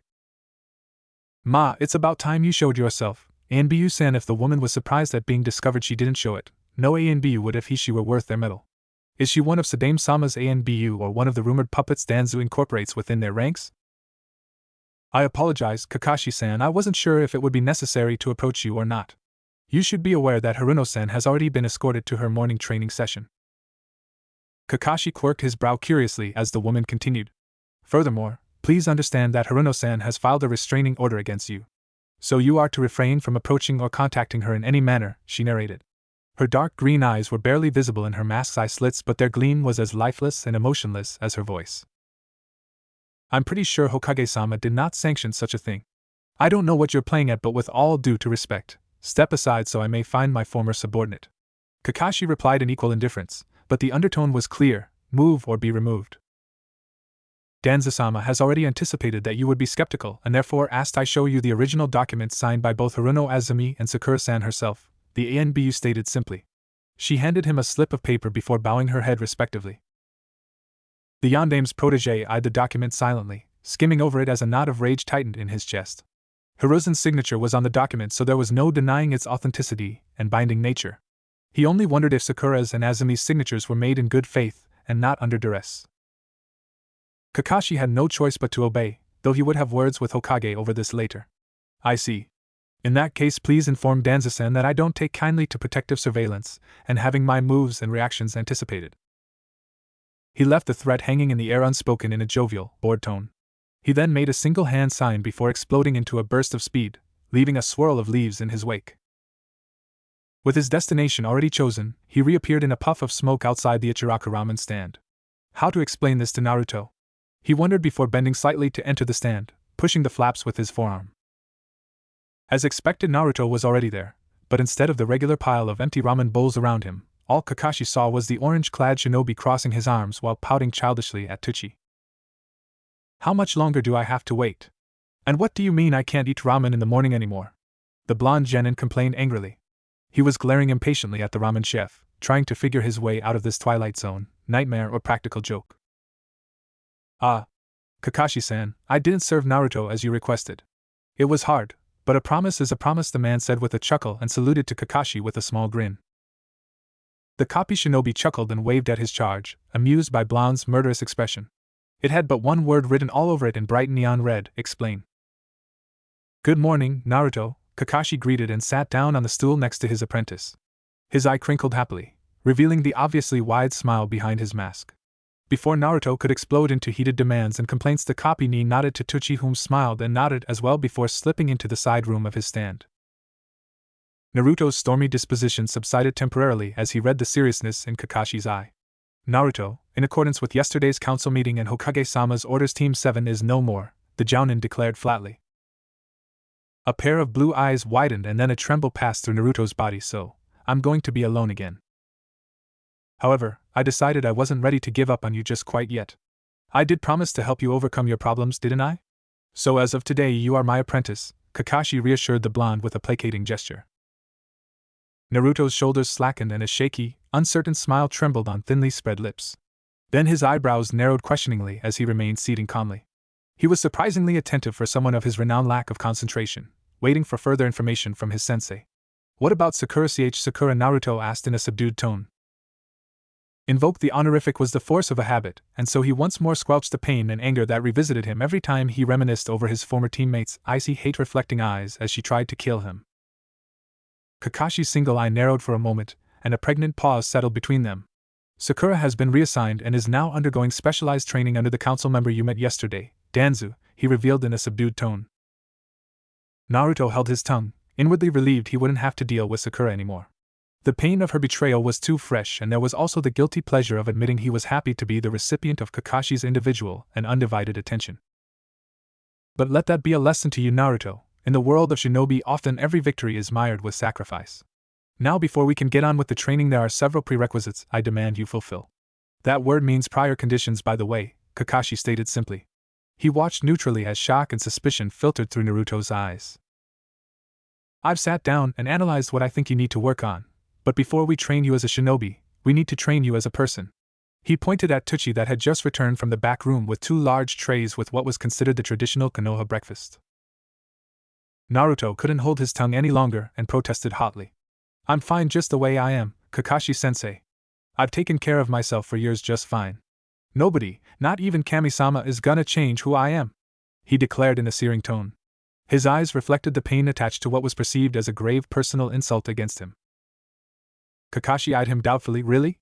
Just fine, you say. Then why are your manners atrocious? Let's not forget that your hygiene and diet leave little to be desired, your academic abilities are pitiful, and worst of all, your choice of clothing is an eyesore. Kakashi counted out and lifted a finger for every category. Naruto was about to tell him what to do with his criticism when Kakashi continued, cutting into his words without pause. I understand you've been alone for so long that you've never had anyone teach you these things or raise you properly. Irika, Tucci, I am and I will help you. You've got a lot of lost time to make up for, but we all want to help you and care about you. So the question is, are you in or not? Naruto paused and thought over it for only a moment. He had always watched the other children in envy. He remembered craving for someone to explain things, to teach him patiently and take care of him. This was his chance. There was nothing for him to even consider. Say yes before he changes his mind, Baka. He chided himself angrily and moved to nod vigorously. Well, if you put it like that, then I guess it's alright. But you just watch, Kakashi-sensei. I'll learn everything in no time, he promised with a cocky grin. Kakashi smiled faintly under his mask. I have no doubt Naruto, with his thoughts preoccupied, Naruto had forgotten to eat, and his stomach protested loudly to the atrocious sin against it. He blushed faintly, laughing sheepishly, and rubbed the back of his head as everyone laughed merrily as Tucci placed the tray before him. He looked down at his tray and scanned its contents suspiciously. It had a large bowl of white rice, a large slab of a grilled fish fillet with aside pickles, a bowl of miso soup, some seasoned sheets of seaweed to wrap the fish and rice into, and a small bowl of fermented soybeans. This neatly arranged ensemble was served along with some green tea and a single rice dumpling. This will be your breakfast every single morning, Naruto, Tucci mused with a smile as he placed an identical tray before Kakashi as well. Those words rang in Naruto's ears over and over every single morning.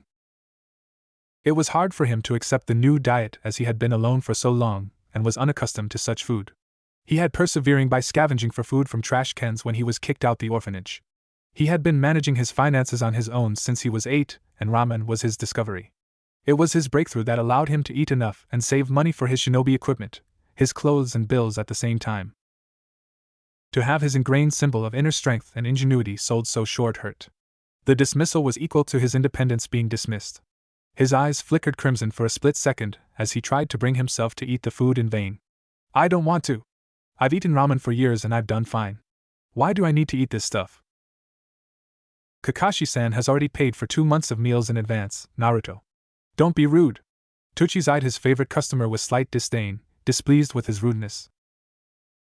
Naruto protested stubbornly, but it's the only food I can afford on my own and it's my favorite. I won't, I'm nobody's burden. He finally revealed the true crux of his objection in his grating, audible voice. Kakashi's eye widened slightly. He was unaware Naruto's situation was so grave, and his respect for the third, himself as a sensei and his village as whole, took a serious blow. Naruto, I didn't say you couldn't eat ramen at all. I know it's your favorite, and I don't want you to suffer under my tutelage. But you've got to cut down on the ramen and eat more varied foods if you want to grow tall and nobody pities you. Tucci-san is going to experiment new forms of cooking and perhaps consider varying his menu if it's good enough, right, Tucci-san? Kakashi reassured, and the ramen chef smiled and nodded. How about you pay me back when you're Hokage? Just remember to give me some high-ranked missions that can challenge me and we'll be even, alright? Kakashi asked kindly, winking at the blonde. Naruto's eyes stung and he shut them briefly, gritting his teeth to quench the emotional maelstrom he felt within. He begrudgingly nodded his acquiescence as he understood what they were doing and accepted it. Don't be so sour, Naruto. This is a healthy, balanced breakfast that I'm sure you'll like it. Besides, it won't become repetitive as Tucci-san will most likely vary the kinds of fish you eat and perhaps exchange the rice with noodles from time to time. Kakashi squeezed his apprentice's shoulder. At lunch you'll be allowed 2 bowls of ramen alongside a normal traditional meal of Tucci's choosing. The same applies for dinner, only it will be 1 bowl instead of 2 as dinner is a lighter meal, Kakashi instructed. Naruto only listened half-heartedly as he was touched at the amount of thought Kakashi and Tucci put into all of this. He nodded in absent-minded indifference, not really minding the process of trying any new foods. He reckoned it might actually be fun as long as he was reassured he wasn't quitting on ramen entirely. Once you're done eating, we're going to get you several new sets of shinobi attire. No apprentice of mine is going to look a walking bullseye. You're better than this, Kakashi stated bluntly, and eyed his student in dismay. He watched as some small shreds of rebellion welled in the young teen's blue eyes and spoke up calmly. I think I understand why you originally chose the color orange. It was so you could stand out when everyone ignored you in your childhood. But you need to realize that as a shinobi you need to be stealthy. Also, bear in mind that if you change attires you'll seem more respectable and mature. We both know nobody is going to take you seriously until you start acting more like a shinobi. Let's face it, Naruto, the mixture of orange and blue isn't remotely inspirational and professional, Kakashi criticized quietly. His eye crinkled happily as Naruto seemed reserved but accepting of his opinion, though there was a begrudging quality to his expression. It was a start. You don't have to crave attention anymore, Naruto. Everyone that cares about you has already seen you and accepted you. We're here to help you now. I and all the other tutors I'm going to introduce to you in the following days are all on your side, Naruto. Naruto nodded with a frown. He had gotten used to his jumpsuit, but if he was honest with himself, things were not the same anymore. In light of Sasuke's death, he knew he needed to grow out of being an annoying idiot, as Sasuke so eloquently put it when he was still alive. Can I still wear some orange? It is my favorite color and all. Kakashi rubbed his chin and looked thoughtful. We'll see about that. But in the meantime, Kakashi took out a scroll and handed it to his protege. Give this to Irika. He'll be waiting for you at the academy. He's going to be tutoring you every other day from noon to 6 on all the basic studies you neglected during the academy. I expect you to relearn shinobi history, psychological warfare, analyzing and reading body language, proper etiquette, and improving your grammar, vocabulary, and writing in general. Kakashi hit him with another bombshell. Naruto whined and looked miserable. He absolutely hated trying to memorize anything with an abundance of little details. This is serious, Naruto. If you want to be Hokage, you must know that a Hokage is as much an administrator as he is a warrior. And you're going to need these skills not only when you require diplomacy and knowledge to negotiate as a Kage but also as a Chunin and Jounin. After all, you'll be expected to file in mission reports, attend diplomatic missions on occasion, and more. If you're not prepared, you might embarrass or endanger our village or get yourself killed. You need to blend might and mind if you really want to become Hokage. Do you understand? Naruto's lips pursed and his eyebrows furrowed. He shut his eyes briefly before clenching his right fist. When his eyes snapped open once more, they burned with resolve and understanding. Nobody had explained what the title of Hokage entailed, and with these obstacles set before him before. Curiously enough, he didn't feel any despair or fear. He only saw those requirements as another barrier he'd pass without fail, like all those set against him in the past. You got it, Kakashi-sensei. I'll make you. No, I'll make everyone proud, he declared boldly and grinned happily at his sensei. He was ecstatic that Kakashi was thinking so far ahead, putting real effort and thought into this training unlike before. It showed by the in-depth analysis of his flaws and clarity of his explanations. He really did care. Good, on every odd-numbered day of the week we'll meet at 6 am for taijutsu lessons. I won't be late, don't worry. Then at 9 you'll have chakra control lessons until noon, which is when you'll eat lunch before meeting with Irika for your remedial lessons until 6. After you've eaten dinner you'll have additional training until 9 that will vary according to what I feel is necessary. On the days I have individual Jounin missions I'll make arrangements for you to receive alternative training, he said while Naruto moved to eat slowly and distractedly. On even-numbered days you'll be performing missions and receiving team training with one of your graduating class genin cells. Team 10 on Mondays, Team 8 on Wednesdays, and alternate between the two on Fridays, Kakashi explained, and Naruto seemed a bit overwhelmed but eager nonetheless. A new chapter in Naruto's life was about to begin, and he couldn't wait for it to start. Though on second thought the academic portion was going to kill him, oh this was going to be so boring. Meanwhile, elsewhere in Konoha, Sakura groaned lightly as she woke up yawning audibly. Her yawn was short-lived and quickly replaced by desperate sputtering when icy cold water was spilled all over her face and upper body. Her eyes snapped open, harsh, frantic coughs bursting from her water-clogged lungs as she sat up. What? Where? Who? Her sleepy mind fought to wake up before something slammed into her cheek forcefully. Sakura grunted achingly as she hit the ground, her bleary vision telling her that what had collided with her face was a leopard mask wearing Anbu's foot. Your awareness and cognitive perception are abysmal. The familiar voice of her new master filtered through her pounding head. She looked around and noticed she wasn't underground, but rather in an abandoned-looking auditorium. She then looked at her master, Danzasama. Sakura murmured quietly, turning to face the elder shinobi. He was sitting calmly on a tatami mat, sipping from a cup of tea as he regarded her indifferently. The kunoichi ran a hand through her hair and noticed it felt strange, its texture was different. She looked at Danza questioningly as soon as she knelt before him, biting down another yawn. I said first light, Danza reminded her of his earlier command. In the future you will be dressed and prepared by 5 am. One of my shinobi will escort you to make sure you aren't followed and don't get lost. He commanded. Should you fail to comply, you will be whipped once for every minute past the hour 5:35, That is when I eat breakfast, therefore it's when you eat breakfast, the war hawk informed Sakura blandly. As you've felt and noticed, your hair is shorter and different. I took the liberty of ordering my subordinates to dye your atrociously bright pink hair in crimson. It's more intimidating and attracts less attention. I also had them cut your hair to shoulder length and shorten your bangs for practical reasons. Danzu elaborated his rationale coolly and ignored the outraged look on his new charge's face. Before you open your mouth, do not forget your place or who you are talking to, the one-eyed council member reminded her as he lifted a hand. One of his ANBU materialized in a swirl of leaves and knelt beside them, placing a tray before Danzu and a small bowl in front of Sakura.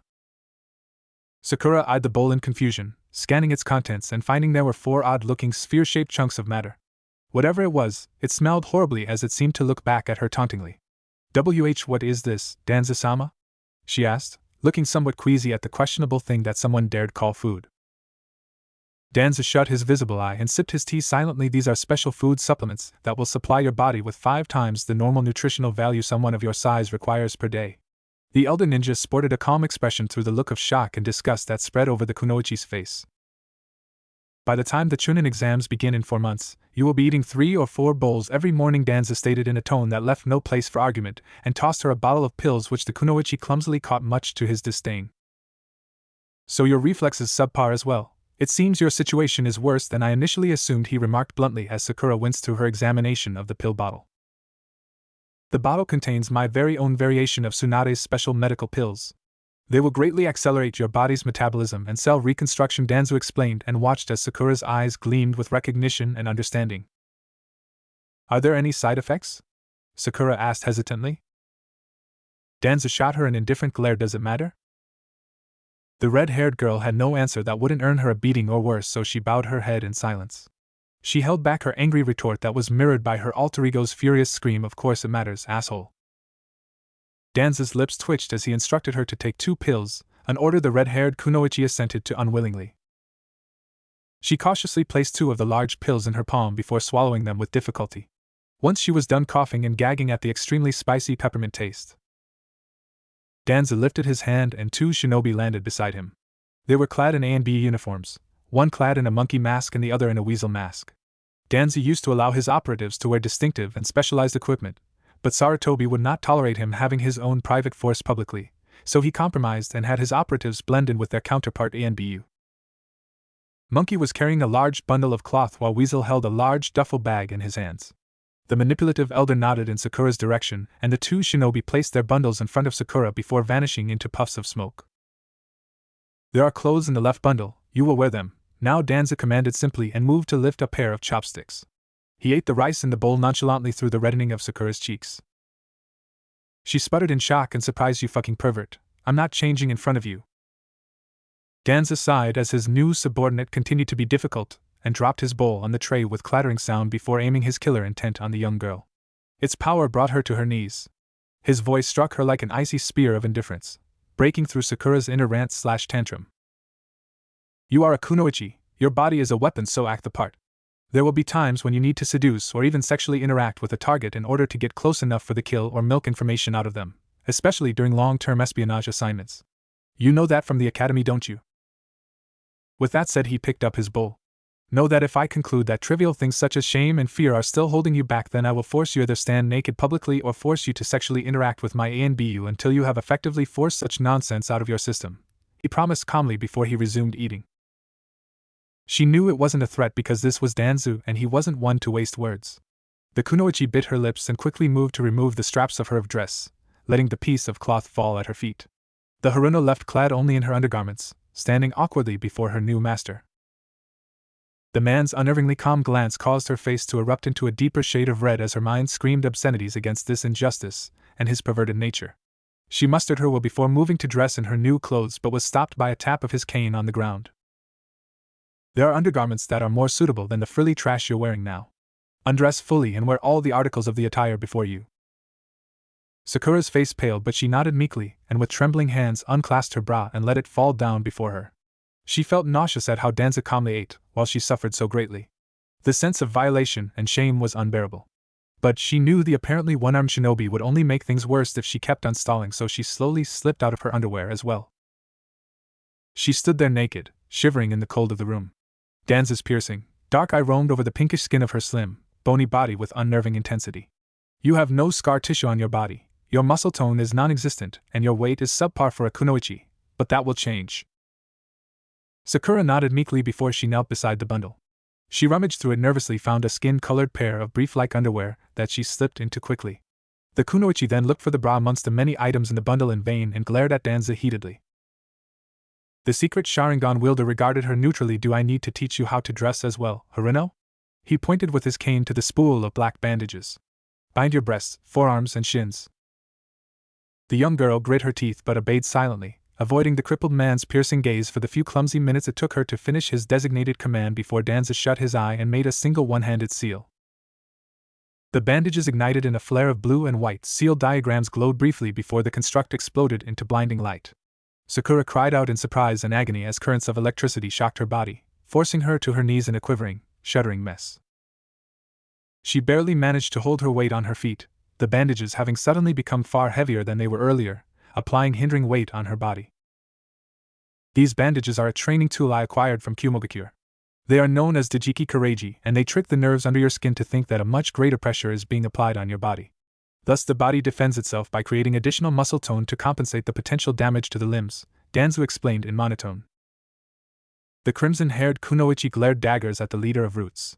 He ignored her ire and proceeded with his analysis. Your physical weakness is easy to rectify, I will see to it promptly. However, your main weakness amongst your numerous deficiencies is that you allow your emotions to govern your mind. Emotions are a shinobi's worst enemy and must be discarded completely to avoid death and failure. This is the true way of the shinobi, and I will engrave it into your mind by words and force alike until I deem you competent, he declared with finality before standing up slowly. Get dressed and wear the gear I have supplied you, Sakura.